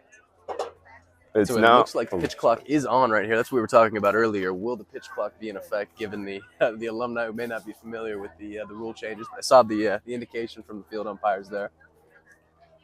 First pitch foul, backing out of play to Nolan McCafferty, 0-1. The count starts. Always a smart move right there. You're unable to locate the fastball for a little bit. It's just getting away from you. Switch it up. Start him off with a breaking ball right there. Goes backdoor. McCafferty ready for it. Gives it a go. Fouls it straight back. Nonetheless, Jake Hilton ahead. 0-1 count, 2 outs, 2 Hall of Famers on the base pads. Hilton's next one. Fouled back the same way, 0-2 count. The count moves, and if you're Hilton, you're just looking to get this batter out. Don't worry about the Hall of Famers on the base pads. It's strange the way that works. Unable to locate the fastball for those last 2 batters. Gets the backdoor breaking ball to start, and then goes right back to the fastball. Arm slot's found. He's in there with it. Should be able to locate something nicely here, 0-2. 0-2, 2 outs. Hilton looking on. Next pitch coming. Breaking ball just outside. Looks like he went for the changeup right there. Looking to get a chase. Heck of a take by McCafferty. Not an easy one to look at. 1-2 to McCafferty. Hilton. Next pitch coming. Fastball high in the zone. Takes 4-2. 2 balls, 2 strikes, 2 outs. The count moves. 2 instances of impressive plate discipline right there. Some really good chase pitches from Jake Hilton. The changeup away, the fastball up. 2 things that he makes his living off of. McCafferty standing strong, works it to 2-2. 2's wild here in the top of the 5th. Hilton, next pitch coming just out in and low in the zone. Outside of the strike zone, excuse me. So it's a 3-2 count. Goes full. 2 outs in the inning with 2 runners on. Drew Hedman standing at second. Jose Chico Cortez standing at first. Nolan McCafferty at the plate. Full count, 2 down. Runners will be moving. Need a challenge pitch here from Hilton. Payoff. Fastball swung on and tipped. Dare I say, I think I saw a changeup right there, which is crazy in terms of the confidence in the pitch, but it looked like it slipped out of his fingers. Can't believe him. And McCafferty out front, able to get just a piece of it. A, impressive that Hilton's able to go with that in the zone. B, that Nolan was able to get a piece of it. And we'll do it again. McCafferty stays alive. The next payoff coming from Hilton. 3-2. Fastball swung on. Fouled off to the right. We'll do another pitch. 9th pitch coming in this at bat. McCafferty fighting in the zone. I know I sound like a broken record here, but that is another great sequence. Going changeup, out front, fouls it off. Then he goes inside with the fastball. The fastest effective velocity spot you can go, and he's still able to get a piece of it. Able to stay alive on everything Hilton's thrown at him here. We'll see who wins on this full count payoff pitch. Hilton once again. Fastball called. Strike 3, middle of the zone. McCafferty knew it. And that retires the side. Hilton leaves 2 men stranded on the base paths. We move on to the bottom of the 5th. Hen still up 5-1. Looking to make more of a gap on offense.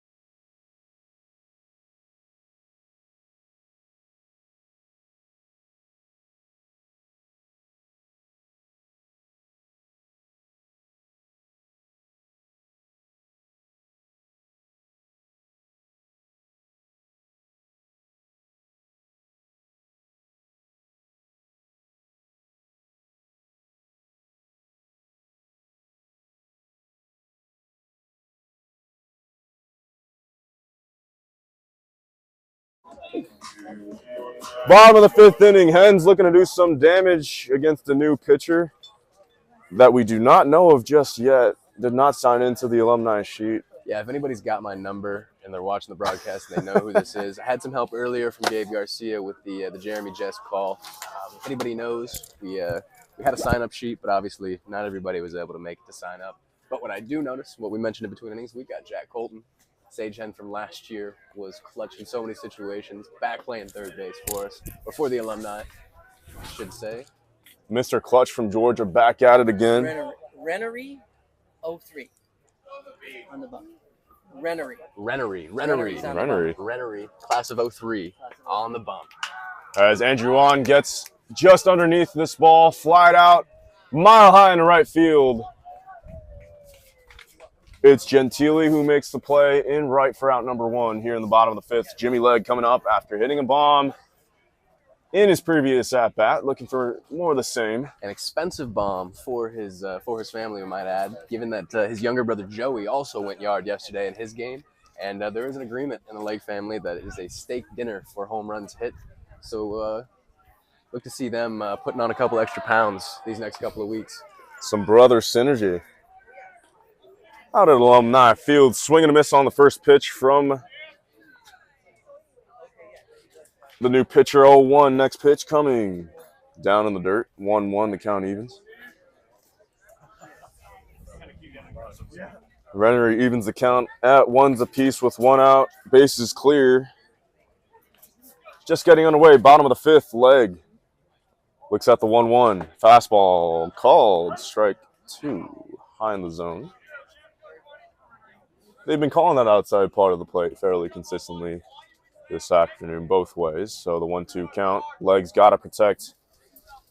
Can only imagine that Renner will go back to that same spot. 1-2. He does. Called. Strike 3 on a breaking ball. Legg is retired. 2 outs in the bottom of the 5th. In terms of using what the umpire gives him right there, he got the call on the fastball up and away and then drops a little breaker in there. One of those that looked like it might have stayed up, but and nonetheless, in that same spot, gets the call. Jimmy on the unfortunate side of that exchange. 2 outs, bottom of the 5th. Petty back up for a 3rd time. Matthew Nishimura, veteran catcher for this Seichen squad, as the first pitch coming from Rennery is interestingly similar pitch, the one in which Jimmy Legg was just rung up on. Flopped the sides of the plate, and we get a different call. 1-0 is the count to Matthew Nishimura. Again, another question that Coach Pericolosi has to answer. Who's going to be that bona fide starting catcher? As Rennery bounces a fastball into the dirt, it's 2-0 the count. I mean, you saw Pete Savas come on mid-late portions of the season with his bat. Took over the starting role from Nishimura. As Nishimura gets to pull the one, but it's a foul ball into the left field shrubs as the count moves 2-1. Yeah, giving a little display of those muscles you were talking about earlier, Alex. He's got them. He's got pop. They're in there. But, yeah, it's definitely going to be a catching battle once again this season. Peter Savas had a phenomenal fall. Matt Nishimura not too far behind, making things. No, and it happens. No way. And that's out number 3 to retire the side. What a sight to see at the Alumni Game. Nishimura takes a pitch over his head and hits his bat into the field of play. And he's not happy about that. That's the obviously fun to watch. It's a unique occurrence, but you can't let it happen. You got to get the bat down right there. I mean, you see it all. It's easy. Especially if it had been a push bunt, it would have been a great location for it. But given the fact that he didn't know what happened, wasn't able to get a great jump down the baseline, and they're able to get him at first. 99 out of 100 times, if you ask Nishimura to do that, he would not be able to do it, but it happened. Here at Alumni Field, you see everything. We move on to the top of the 6th. Hilton back on.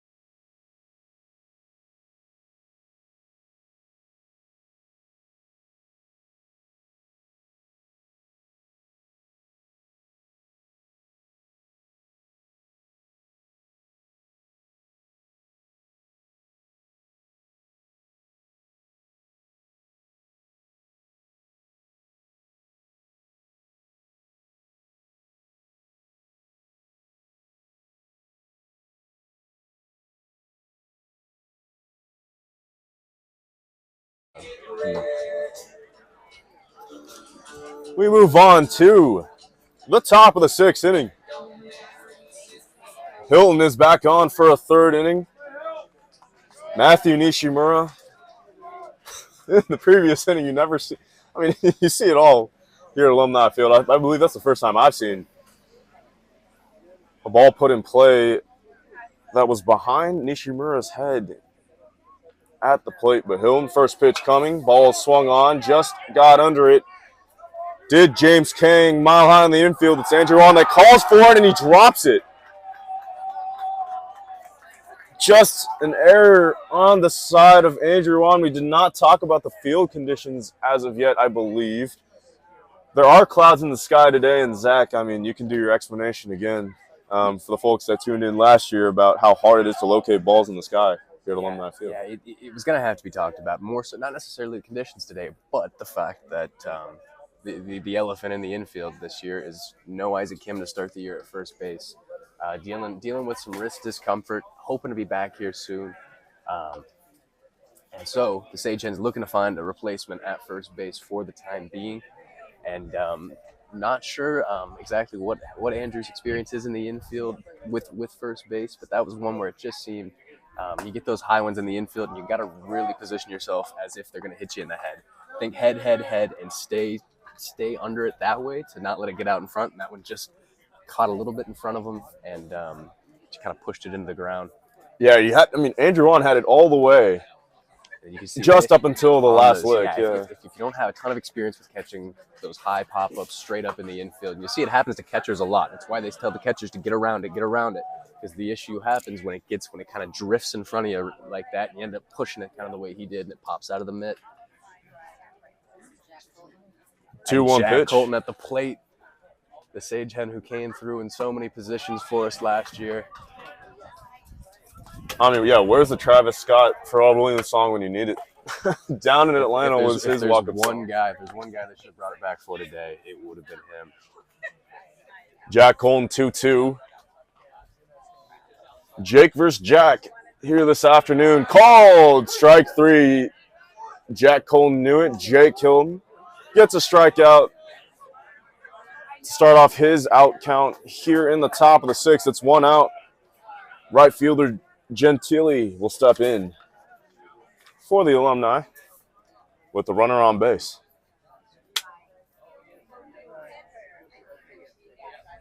One out. First pitch is a pickoff towards first. To no avail, and so we'll move to the first pitch being thrown to Gentili from Hilton. Fastball swung on and missed, challenged him. On the first one, high in the zone, 0-1 the count starts. And it looks like we've got Eric Crow warming up in the Sage Hen bullpen right now. And that's the initial plan, it seemed, for the pitching today for the Sage Hens, as Jake drops the hammer on him right there. Yellow hammer, that is. Breaking ball in the dirt, gets the chase, takes the count to 0-2. But the pitching plan today was for 5 guys, 5 starters to go, those being, and 5 starters, I say, as planned for potentially starting this season. Ethan Collins, obviously, Jake Hilton, followed by Hano Seo, Eamon Woods, and then William Wallace. Obviously leaves, since we've got 9 and 7 innings today, leaves 1 inning for relief, and you would have to imagine that would go to Eric Crow, given his lockdown status of that middle relief role the past 2 seasons. Amongst the relievers, ERA leader for the Hens last year. 1-2 count. 1 out. Next pitch from Hilton. Fastball. Called strike 3 outside part of the plate. Hilton, 2 Ks. After surrendering a leadoff walk, as it brings up Ryan Nishi to the plate. The calls coming in, of course. Well known around this program. Ryan behind the dish doing the work for us in that playoff run. And then not only that, for his gap year prepping for med school, stuck around to help with the team in a coaching role last fall. Just a friend of the program in all respects. As he goes on that first one. It's fouled. Going to be out of play.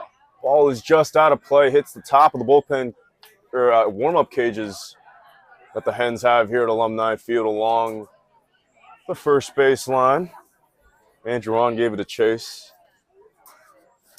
Goes as a strike in the book for Jake Hilton. 0-1, 2 outs. Runner leading off for first. Next pitch coming from the lefty ace. Breaking ball is poked into the right center field. Gap base hit. That'll roll all the way to the wall. Nate Jacobs with a big arm.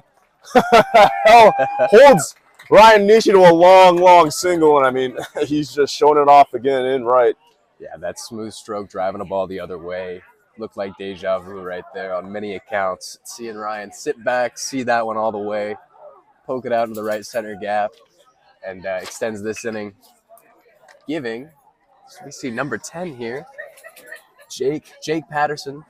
We'll call him Patterson for now. And I think this is, if I remember correctly, 2021 was his last year. Would have been a senior when I was a freshman. I believe they call him PK. Remember him from some of the Zoom calls. Lefty stepping in here with 2 on, 2 down. Swing and a miss in the first pitch. Big swing and a miss. Coming right out. Lefty-lefty matchup. He knows the situation. He knows his team is down right now. He's got runners on with 2. He's gonna give some hacks. Hilton at an advantage in terms of the handedness, facing a lefty bat. It's an 0-1 count. Runners cornered, 0-1. Taken, strike 2. Door coming right at him. That big swing on the first one, Jake says, I'm going to come right through your front door. And PK gives the take, takes the count 0-2. Ryan Nishi at first, runner standing on third as well. Hilton, 0-2 count. Back to it, strike. Called, strike 3. It is Jake Patterson. Patterson strikes out. Hilton gets out of it with 3 Ks. We move on to the bottom of the 6th inning. Still 5-1. Hens putting up 5 zeros against the Alumni on the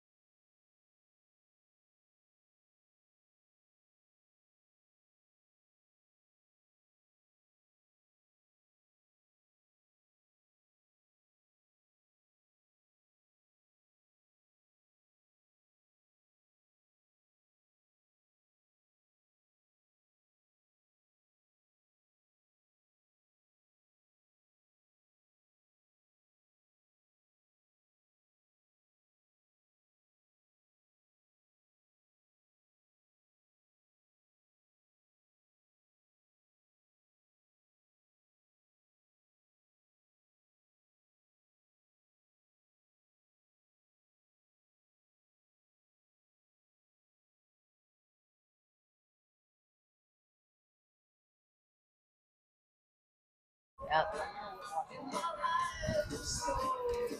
And we're back, and Zach will be back. I am sitting in briefly until Zach returns, but I'm going to let Alex do most of the conversation.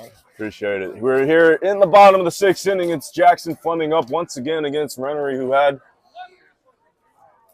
a little trouble that he had to deal with in the bottom of the 5th. Hens couldn't capitalize, though. Still stuck at 5 runs. Got their damage done early. Bottom of the 1st inning, 2 runs. Bottom of the 3rd, 3 runs. It's a 1-0 count from Rennery. Breaking balls in the strike zone. 4 strike 1. Count evens 1-1 to the first batter in the inning. And Jackson's first at bat, he singled and walked his second at bat. Ball and a strike. Fleming looking to keep it clean this afternoon. Swing and a miss. Believe a changeup out of the hands of Rennery. It's a 1-2 count. The 2003 Pomona Pitzer grad from this program looking to make a statement on the first batter here in the bottom of the 6th. 1-2 count. Breaking ball in the dirt. 2-2, the count moves.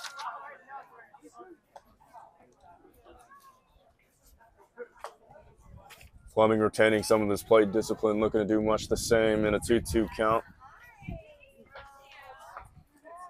against Rennery.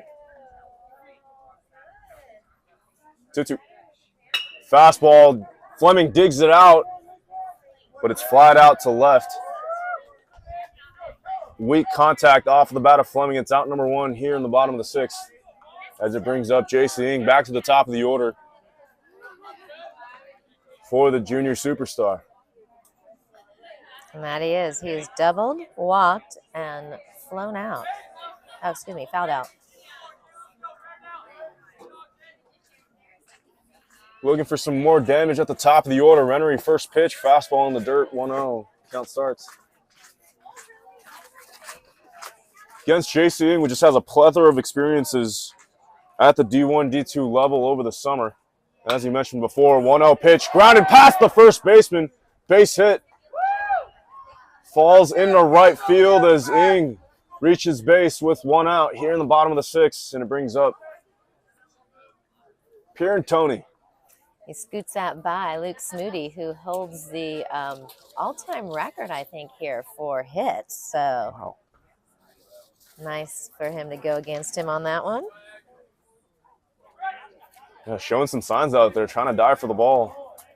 Just missed it out of his reach, though. As the first pitch coming from Rennery to the freshman Pierantoni, breaking ball inside. 1-0 is the count. Oh, thank goodness Zach is back. Handed it off to the professional. 1-0 count, 1 out. J.C. Ng leading off at first. Rennery next pitch, high in the zone, taking 4-2. So it's 1 out here in the bottom of the 6th. J.C. Ng just got on with a rocket single past the dive of the first baseman into right field. J.C. Ng looking to take off, hesitated, goes back to first base.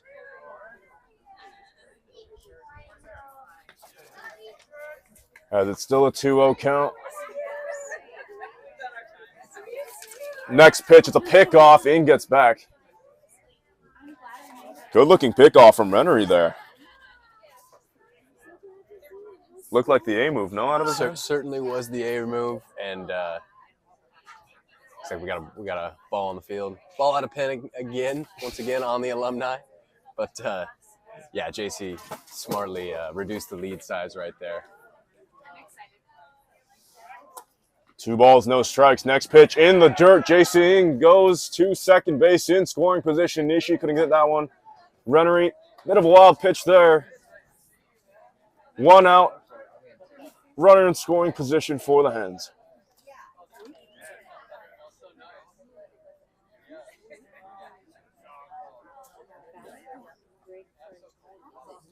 The exciting freshman at shortstop. Next pitch takes ball 4. Looking like a veteran there, taking off. He knew it was a ball 4 and will take his base. Runners at first and second. Yeah, that is the veteran move right there. Impose your will. Don't give him time to think about it on the borderline, because we've seen that pitch called a few times. And it looks like it's going to draw a pitching change. Rennery is done after an inning and a third. We will talk about the new pitcher when we come back. Hens still up 5-1 here in the Alumni.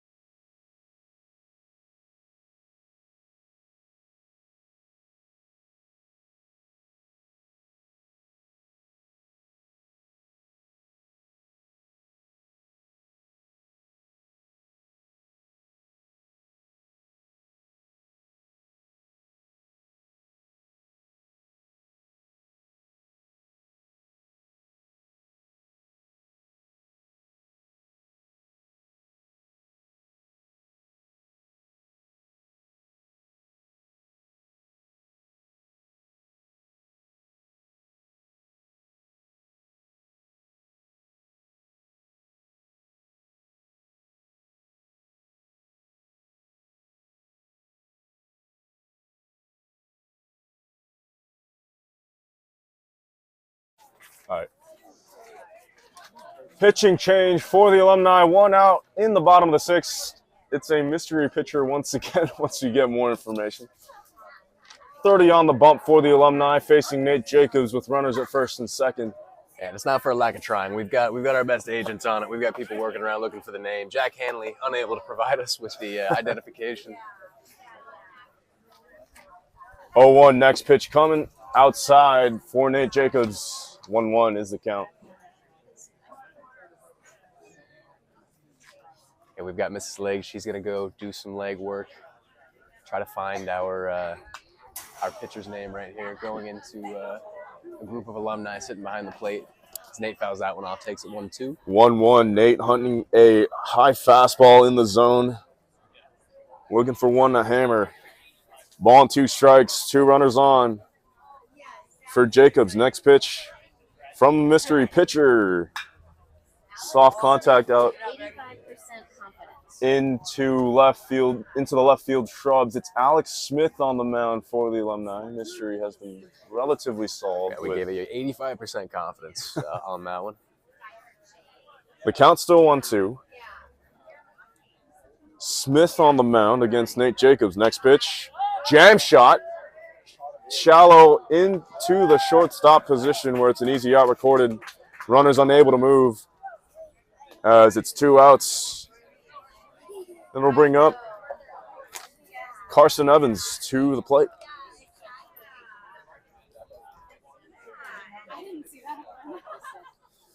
Bottom of the 6th, Hens still up 5-1. The current Hens are. Breaking ball, first pitch, high in the zone for ball 1.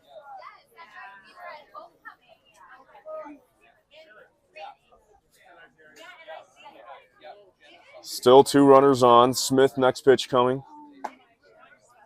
High above the zone once again, 2-0. Evans looking for a pitch to hit. Still 2 runners on.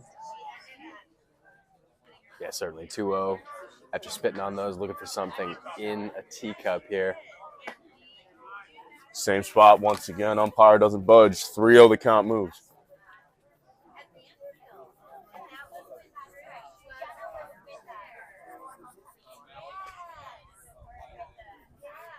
Three balls, no strikes. Smith's got to throw a strike.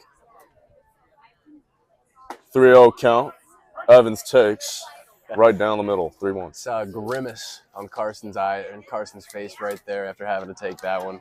You know he wanted that 3-0 green light. Being a teammate, though, after 3 straight out of the zone, needed to see one. As that one right back to it. 1 strike he got, he had to take, and he's on with a walk. 3-1 is high. Bases loaded. Against Smith. Smith in a bit of a pickle here, needs to attack the zone against the freshman Jack Gold.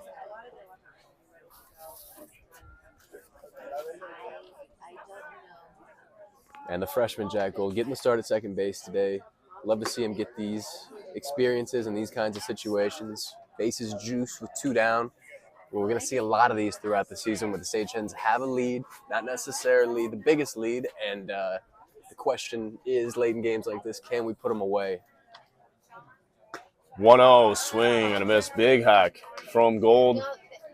1-1 is the count. And, yep, that was the primary reason why the Hens didn't have the best season coming off their playoff run. It was their ability to capitalize with runners in scoring position. You've got to make it count, especially with runners on. 1-1, next pitch outside. 2-1 is the count. Is going to be a main focal point to focus on, especially because you lose a veteran bat like Caleb Milliken. Exactly. You're not just losing the most solid second baseman in the SCIAC. Defensively, you're also losing a lefty bat. Jack Gold gets under that one, pokes it out to left center, and looks like center field is going to call that one off. For the 3rd out of the inning, Hens unable to capitalize in that one. Retire the side. Hens once again leave the bases loaded. Alex Smith, not the football player, but the Hens baseball player for the Alumni, gets out of it. To move on to the top of the 7th, it's going to be Hano Seo on for the Hens on the bump. We'll see more of him after this. Top of the 7th, 5-1.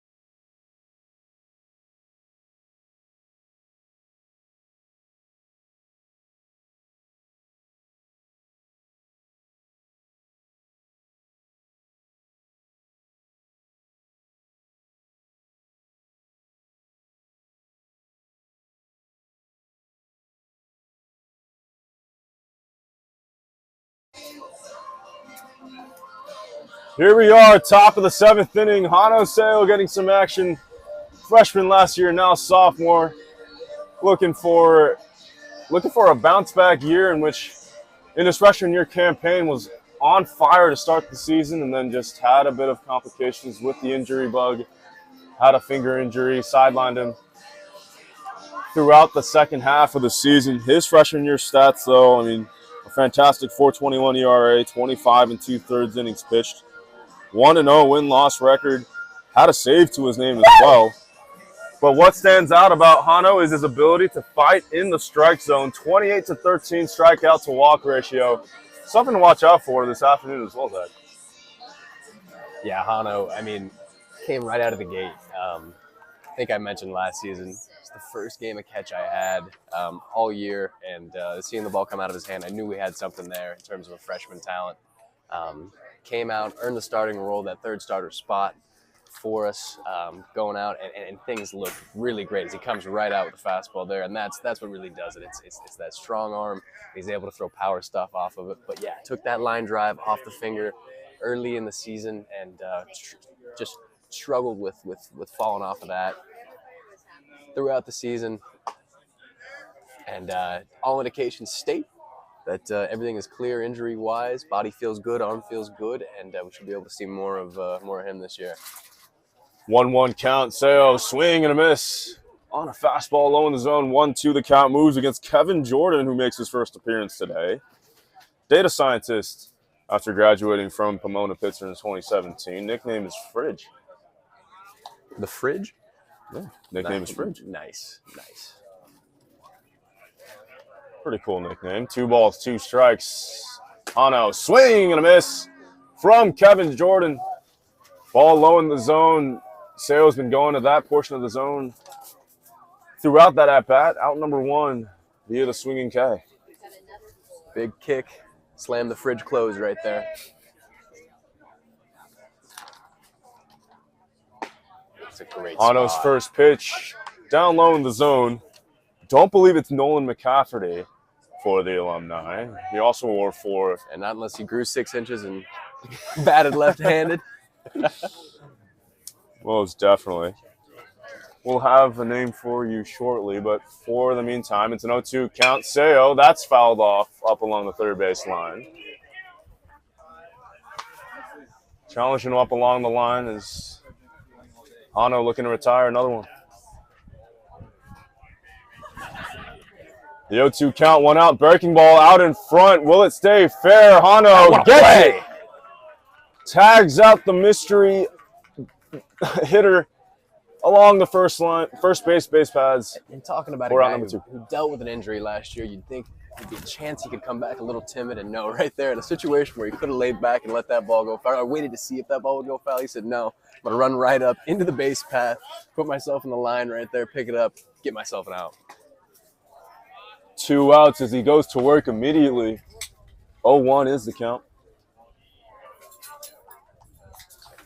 Excuse me, it's a 1-0 count. Seo next pitch, fouled, off to the right and out of play. It's Zach Haberman, who will make an appearance for the Alumni. Another med person on hand for the Alumni. He's an ER doctor. Wow. 1-1 count, 2 balls and a strike, and it's just the utmost respect for first responders, the amount of stresses they deal with, and can only imagine what Haberman goes through on a day-to-day basis. Glad to see him taking some hacks for his former team here at Alumni Field once again. Graduate in 2010, and so it's just a welcoming sight to see this afternoon. But the 2-2 swung on and fouled back. Haberman's got to fight here. Not in the surgery room, but on the floor. On the field, excuse me. But you have to imagine, given his profession, that he's no stranger to jitters and to high-stress situations, but I would imagine stepping back in the box is a different kind of feel. It'd be interesting to see what he'd say. What is a bigger adrenaline rush, getting in the operating room or stepping in the box? 3-2, swung on and fouled back. Definitely showing no nerves there. Challenging Seo. Count still full. 7th pitch coming in this at-bat. Base is clear. Sale with a clean inning. Next pitch taken. Ball 4. Some of the composure that we see from Haberman, ER doctor in his normal time. And you see it there with the play discipline. Didn't flinch. Not one bit.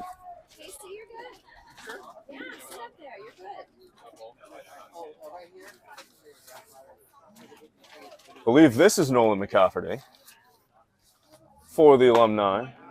No, it's not, excuse me. As first pitch taken for a strike.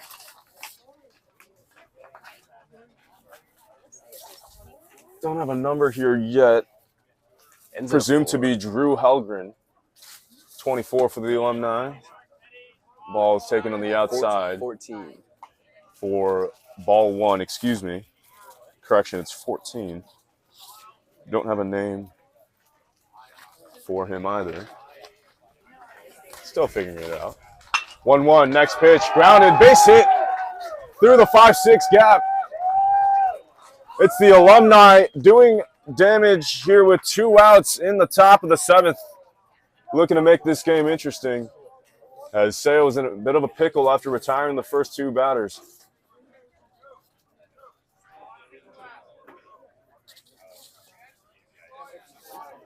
Two outs, 2 on. 12 coming up to the plate for the Alumni, not Ryan Nishi. What a different Alumni. First pitch from Seo to another mystery man. Ball just got under it. Pop up in the middle infield. Called off by the second baseman Gold to retire the side. Seo retires the first 2. Great gets recovery. in a bit of a pickle and gets out of it. Yeah, that's what you love to see, and just not a panic, a little reset, a little walk on a borderline pitch, and then a 22 hopper through the 5.5 hole. Nothing to panic about. Come right back, throw your power stuff, use it, let it work for you, get a week out, and get out of the inning. Alex Smith is back on in the bottom of the 7th. It's a 5-1 game. Current Hens still in the driver's seat.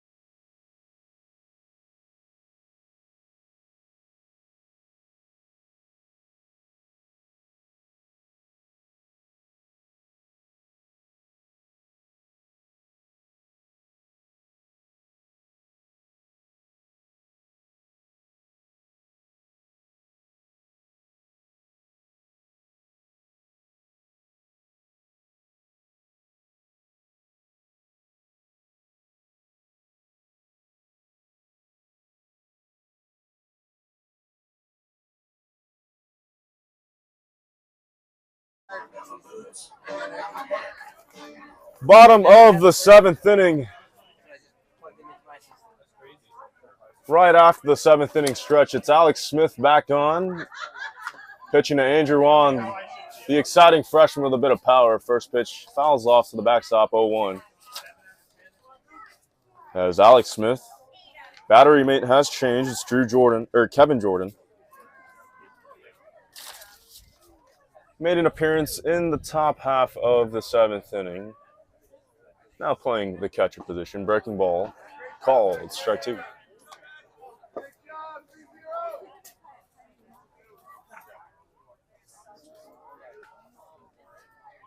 (0-2) count. 5-1 the score in favor of the Current Hens. Alumni looking to keep it that way here in this inning. 0-2. Breaking ball out in front. Gets it. Base hit in right field. Andrew Wan showing off the base hitting prowess. Has 2 base hits to his name this afternoon. Really seems to be comfortable with that aspect of his game, going the other way and kind of inside outing pitches. We saw that earlier. That ball he put off the wall was a similar kind of pitch location, a little bit in, and just gets his hands in and extends through. That one, a 2-strike version of it, able to poke it in there for a leadoff single.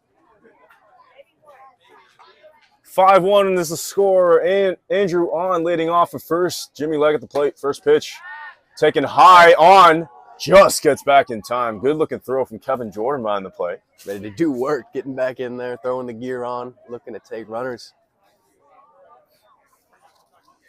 It's Jimmy Legg on a 1-0. Smith dealing. Outside part of the zone called strike one. And you don't want to pitch to Jimmy Legg right now. He's on fire with the bat. Remember, had that home run earlier in the bottom of the third. Andrew on taking a huge lead off of first. Retreats back to first base.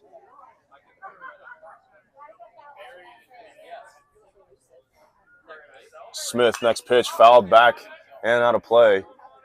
1-2 is the count.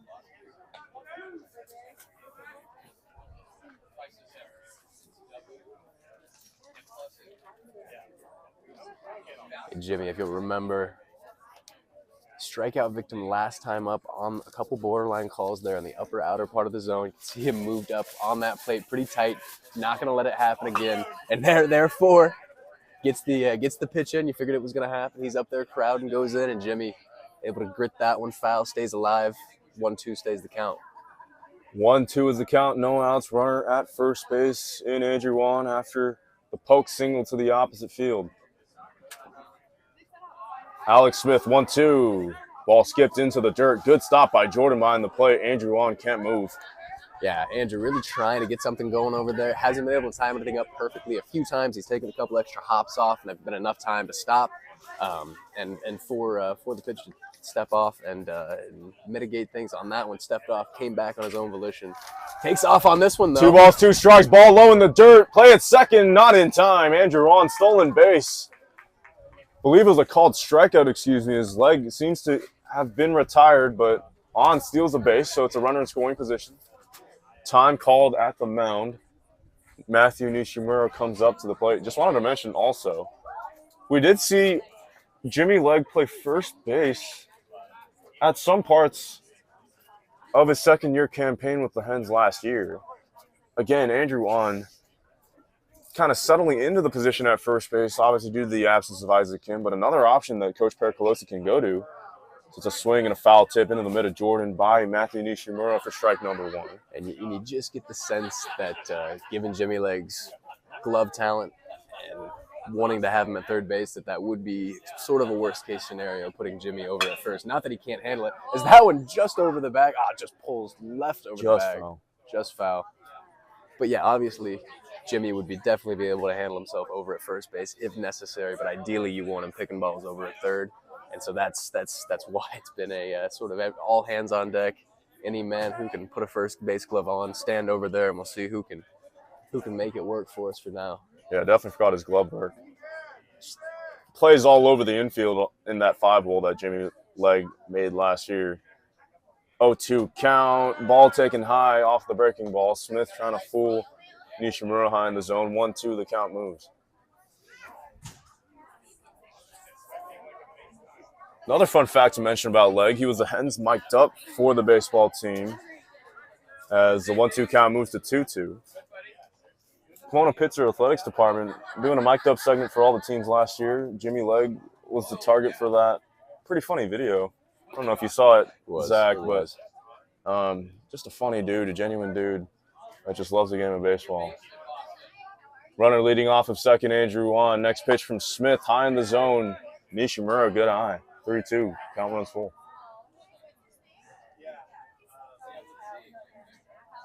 It's Andrew On leading off of second, runner in scoring position. Nishimura looking to do some damage. Smith next pitch, ball is stroked into shallow shortstop. Andrew On not paying attention to where the ball was hit, but he slides back in safe.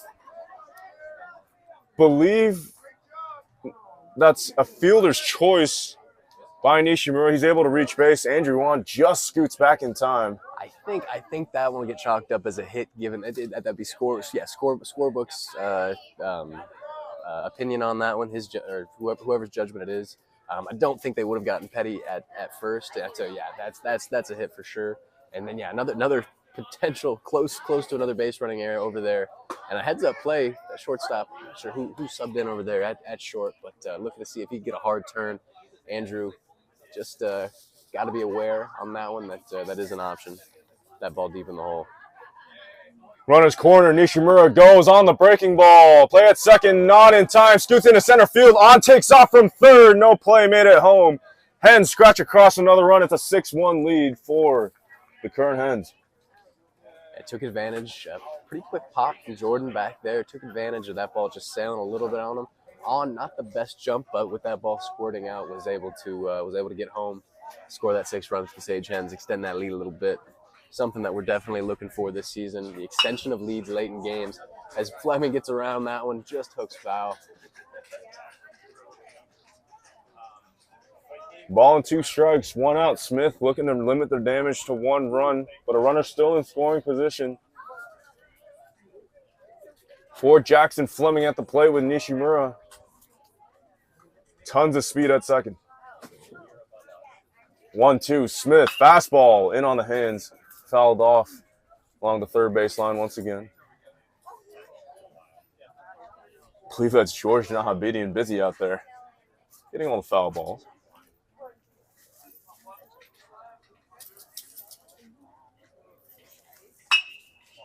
And a Ball great piece of is hitting stroked by up the Jackson middle, Fleming base right hit. there.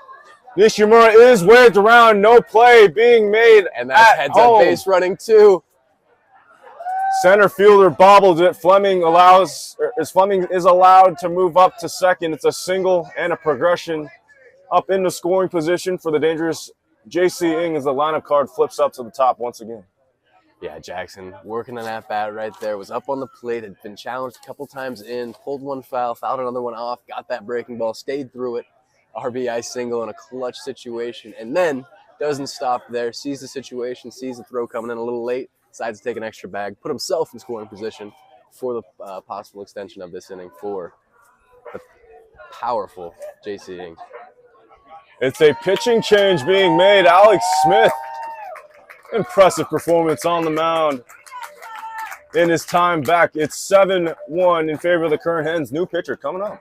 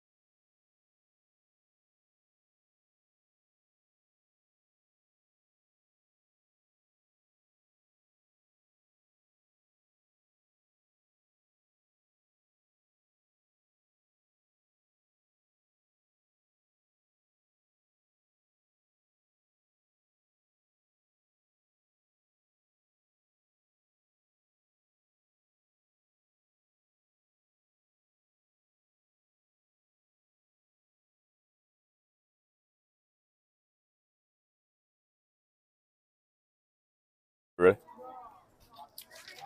New pitcher on the mound is Trevor Walker, mid-inning pitching change here in the bottom of the 7th. Hens have scratched across 2 runs. Thanks to the speed of Andrew Wan and thanks to the bat of Jackson Fleming. Scored Nishimura around. Stands at second base. He takes off. Second to third. Play at third. Not made in time. Good glove by Jack Cole, not letting it get past him. But Fleming steals third. Ng with a chance to capitalize. Another great jump right there. We've seen a lot of good base running as of recent from the Sage Hens. As we were mentioning, saw it in the APU game. It's obviously not a lot of extra bases being taken the last couple of years in terms of stolen base attempts, balls in the dirt, just various things like that. It seems to be an emphasis this season. And I think it's in response to just the lack of offensive production late in games, and just knowing that we can do more to manufacture some stuff. As JC spins around on that one. Jake Albrow over there as the protector, taken with style. But yeah, we're seeing it from Jackson Fleming over there, taking the extra bag on the single, then stealing a base. And there's nothing like coming to the plate with less than 2 outs and a runner at third, knowing you don't have to do too much to get that run in. Anything does, just a ball in play. 1-2. JC That'll does do it. just that. Liner in the center field. It's going to go over the center field's head. Jackson Fleming easily waved. Ball rolls all the way to the warning track. JC Ing, RBI double. Drives in Fleming. Not that he's necessarily a low ball hitter, but my God, he can go down and get him when he needs to. And that one right there, just flicking the barrel down. I'd love to see that. Little down and away pitch, just flicks it. A little bit of tail on that ball, stroked perfectly. A lot of carry. Yeah, and just shows you the power he has in his bat. Doesn't have to get all of it. Doesn't have to have a perfect swing either on it. And just sailed over the center fielder's head as the exciting freshman Piratoni fouls off the first pitch from Walker that he sees. Ing standing on second. It's an 8-1 game now after his RBI double. Next pitch, breaking ball in the zone for strike 2.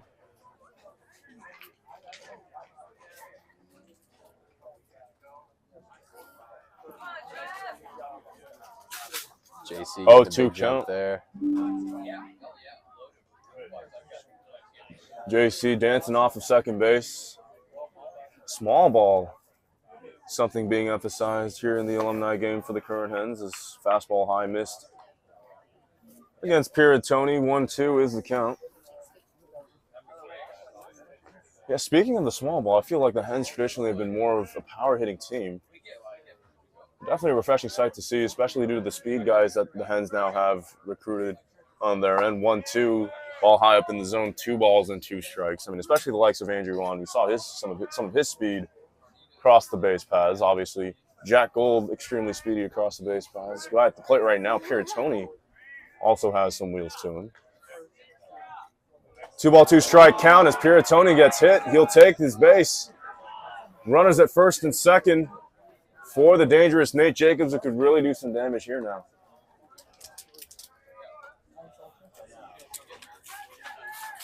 Speaking of speed on the base paths, obviously in an alumni game where you're playing a group of guys who are just kind of coming together from all walks of life to put a team together, this is when you couldn't pretty easily take advantage of taking extra bases. Not going to be as easy as it's been as teams prepare for it, but certainly want to get some reps in, and it's been good to see. Hey, I mean, also, I feel like the alumni catchers have not missed a beat. And they haven't had a ton of help in terms of the holding on situation I was more referring to. And just Right. the guys have been able to get crazy jumps. But you're right, the pop times have been impressive from these alumni catchers. Yeah, especially considering the pitches that are being thrown in the dirt this afternoon. As Walker 1-1 pitch, down low in the dirt once again, 2-1. I mean, we saw Kevin Jordan make a couple of outstanding plays from behind the dish. Ryan Nishi, of course, never missed a beat. Early in the game, Jack Hanley as well, a couple of nice throws. 2-1, next pitch. Fastball misses outside. 3-1, the count moves. 3-1, 1 out. Runners leading off of first and second. JC Ing, Piratoni. 3-1. Fouled off the hands. Nate Jacobs able to stay alive.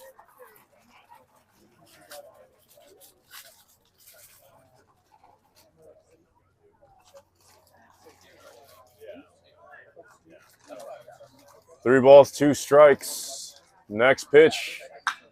Popped up. Mile high. Right past the infield. Left fielder calls for it and makes the play. Out number 2. Weak pop-up by Nate Jacobs rings up the graduate student Carson Evan.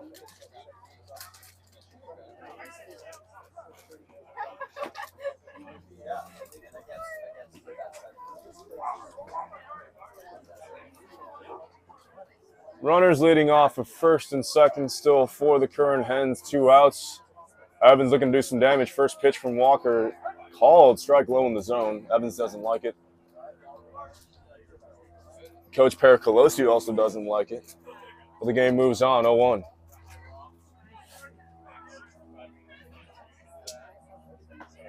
Count, breaking ball called. Strike 2.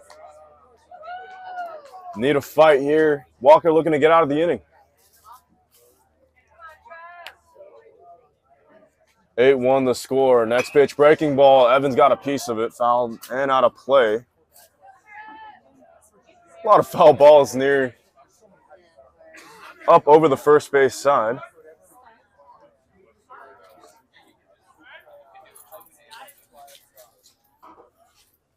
Oh, two outs. Walker looking to get out of it.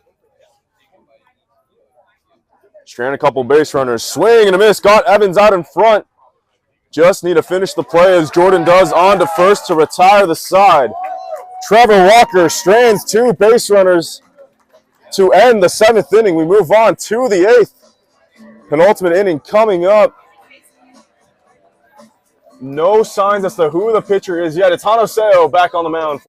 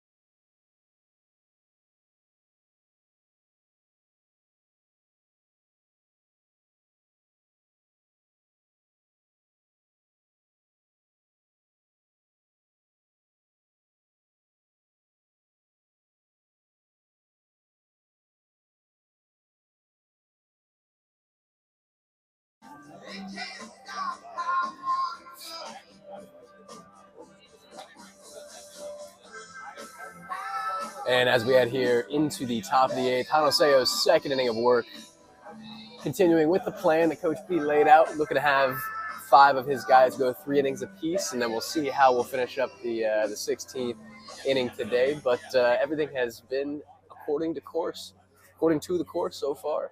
All the Sagehen pitchers looking solid in their work so far as Hano faces his old teammate from last year, Jack Colton.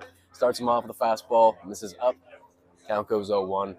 As we mentioned, Jack Colton coming off of an ACL tear last season and just came out in a huge way for the Sagehens as Colton takes that one bottom of the zone for a strike. Hano coming back with the fastball. But yeah, Jack coming back. Initially started as a DH role. Made some things happen in some pinch, actually, correct myself, in some pinch hitting opportunities as he swings through that Hanoseo fastball. And in clutch situations, had some RBI hits, and earned himself the DH role going into the rest of the season. Hano spikes that breaking ball. Jack able to spit on it, takes the count even at 2-2.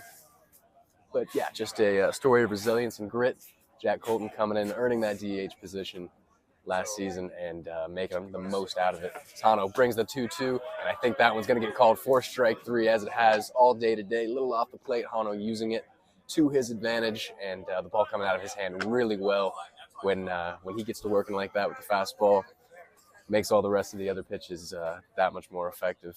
Sits down Jack Colton looking there to start the inning, 1 down, and that brings to the plate. Not sure who it brings to the plate, but he's going to be up 1-0. So that one misses down and away. Number 3, let's see if I can get a number here for you. Not on. Oh, it is. Yeah, got Travis Rook-Lay, I believe. He is a teacher and a coach from the class of 2012. As Travis now at an even count here. Hano evens it up at 1-1 as he kicks and delivers that one. A little out front of that breaking ball. As you can see, you can almost notice, I don't know how clear it was in the camera, really trying to snap that thing. A little out front of the arm slot, and that'll bring the count to 2-1. And on this 2-1, Hano back to the fastball, goes right down the middle. It'll be a ground ball over to Pierre and Tony. And a quick flip over to first, on with the stretch. Got him by a decent margin there. 2 down in the inning. Hano working fast here, filling that zone. Good to see. Ball going where he wants it to go right now, as that brings to the plate number 6, I believe, if I saw that correctly. Looks like Kevin Jordan, yes, the man working behind the dish right now, working hard. And Kevin, 2017, I believe, yes, that's right, he is the fridge. He is the fridge. As that one comes on that one, Greg, smooth as can be, picks it out of the ground, flips it over to On at first, and that's a quick inning of work right there for Hano. Getting a K and then letting his shortstop do a little work for him. Smooth top of the 8th for the Sagehens, up 8-1, going in here to their half with a decent lead.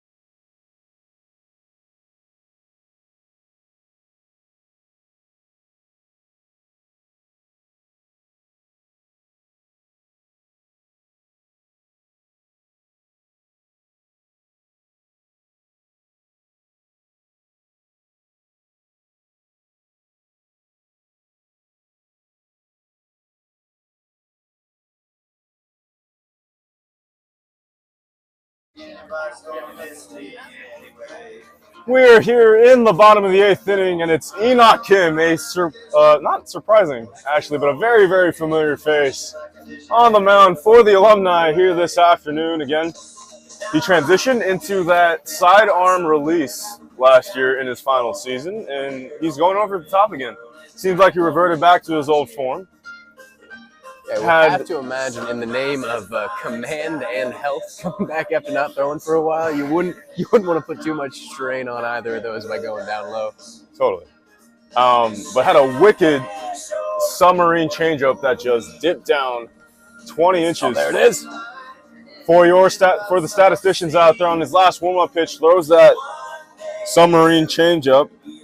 Enoch last year, 5 2/3 innings pitched. 6 walks, 5 strikeouts. Just a very pleasant sight to see this afternoon. Again, was a med student, similar to Zach, sitting right beside me here. Went through the rigors of the Pomona College med program. Also a neuro major. Neuro major from as the well. neuroscience department. First Pitch taken inside, ball 1, 1-0 count moves, and you know Enoch better than I do, Zach, but just one heck of a guy. Yeah, Always exactly. down and willing to talk to you. Look at the smile just imprinted on his face right now, and that is a result of the joy also being shared from that dugout on the third base side right now. All those guys stoked to see him out there. Next pitch fouled off. Impressive foul off by the freshman Gold. I mean, that pitch was in on his hands almost, a knuckle blister. Able to fight it off, 2-1, the count moves.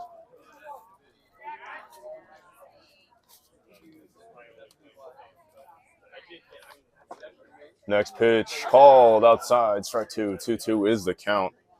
Enoch's fun fact is Thrift Store Joe. Don't really know what that is. But meanwhile, the 2-2 pitch is taken outside. Sure, those of you that are watching know what that inside joke might be. But regardless, we move to a full count against Jack Gold, looking to get a base knock against the veteran Enoch Kim.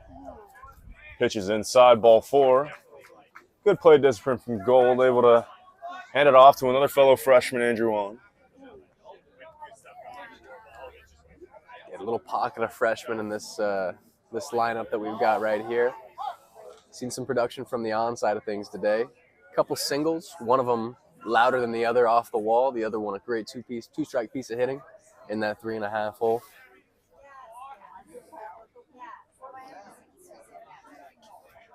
First pitch from Kim, roped into left field. Left fielder coming on, making a diving catch. Alumni have not missed a beat at all.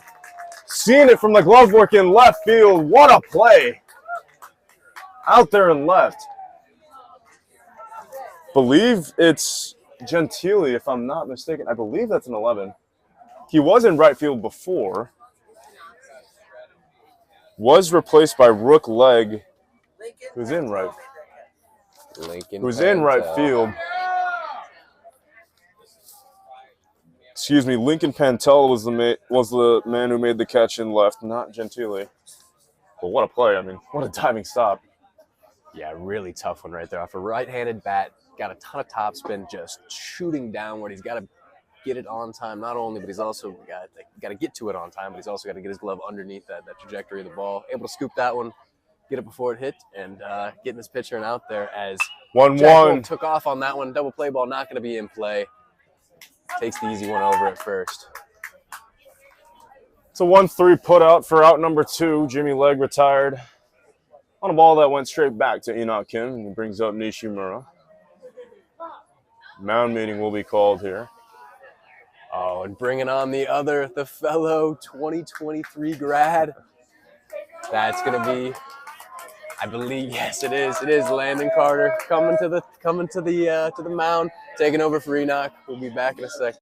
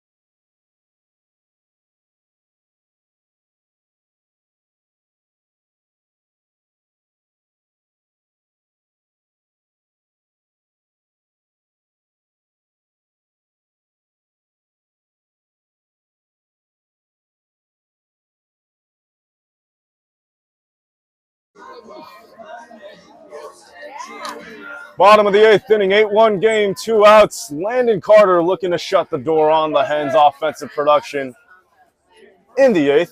Runner in scoring position is Jack Gold. Landon Carter, what a delight to see, especially for the current Hens. Jack Gold goes. Play at third is not in time. Good tag by Jack Cohn with Gold speed. Outmatches catcher behind the plate, Kevin Jordan, who got through a strike. Just not quick enough. Yeah, once again, just big jumps being gotten from these guys. And that's, hey, man, we've seen an evolution here from this A-10 offense that's centered around power in previous years to one that we got some speed in there. See if we can utilize it, and so far looking good. Ball and a strike, 2 outs. Carter looking to get out of it. Next pitch, breaking ball high in the zone. 2 balls and a strike, the count moves. The alumni from Honolulu, Hawaii, into the wind. Called strike 2. Yeah, alumni squared right here, matchup right here. 2 Punahou graduates as well as Pomona Pitzer graduates facing off in this 2-out runner in scoring position situation. 2's wild swing and a miss. Out in front is Nishimura. Jordan makes the play at first to retire the side. Landon Carter comes in relief of Enoch Kim in the 8th inning. As we move to the top of the 9th, current Hens looking to shut the door on this alumni squad. Not sure who's coming out yet, but we'll see in the top of the 9th. The plan was for Hunter to go 7, 8, 9. Things have And gone it is. smooth. There he goes.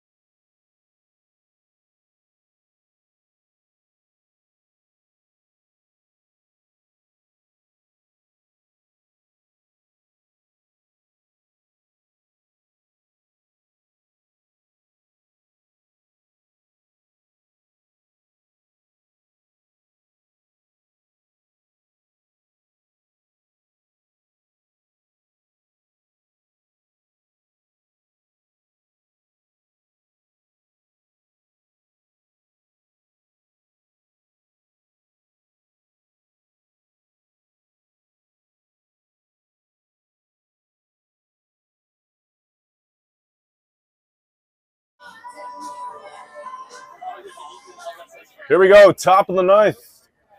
Hano Sale looking to shut the door against the Alumni here in game one. It's your guy, PK, that's up first in the leadoff position. Zach to start off this inning. 8-1 the score, comfortable lead for Hano. Just looking to right the ship on this one. What I remember about PK from the Zoom calls my freshman year is that he seemed to always have a Corona on camera. Fellow beer drinker. Making an appearance back at Alumni Field, 1-0, taken for strike one, 1-1 the count evens. It's a sharp pitch right there from Hano. Love to see him dotting up that fastball. Ball and a strike. Swing Swing up and a there, miss. got him out front. What a little combo right there. Ball and 2 strikes. Sale's dealing. Next pitch coming right away. Fastball challenged PK, but it's grounded into the dirt. Andrew Wan beats Hano to the bag for out number 1. Just want to talk about the synergy of Andrew Wan and Hano Sale as well. In their downtime, they play lots of basketball, I think. Andrew Wan being the more athletic, jumpy guy that he is, teaching Hano some tricks on the basketball hardwood floor. So, hence, having synergy on and off the field. Yeah, the addition of the Rain Center for the fellows to play basketball in their spare time has been huge for team chemistry. And definitely know Stephen Kwok, also known as Wani, more friendly known as Wani, as that next pitch is popped up. Foul territory, third baseline, and out of play. Leg made a run for it, but just ran out of space. But I just wanted to mention that Wani also a very avid basketball player. Him, Hano, and Andrew making trips frequently to the Rain Center. One's wild. Next pitch from Seo, bounced in the dirt, 2-1, the count moves.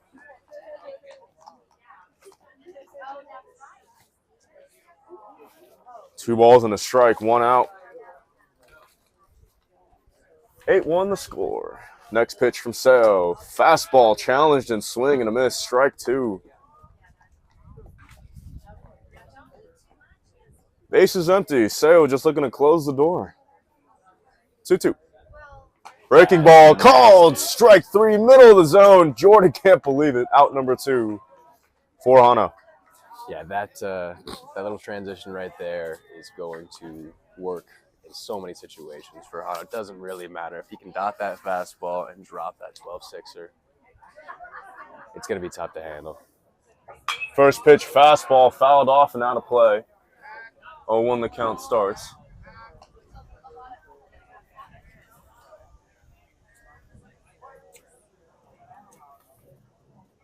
Oh, 1 pitch, so next one. Fastball, bouncing foul up along the first base line. 0-2, 2 outs, just looking for one final strike.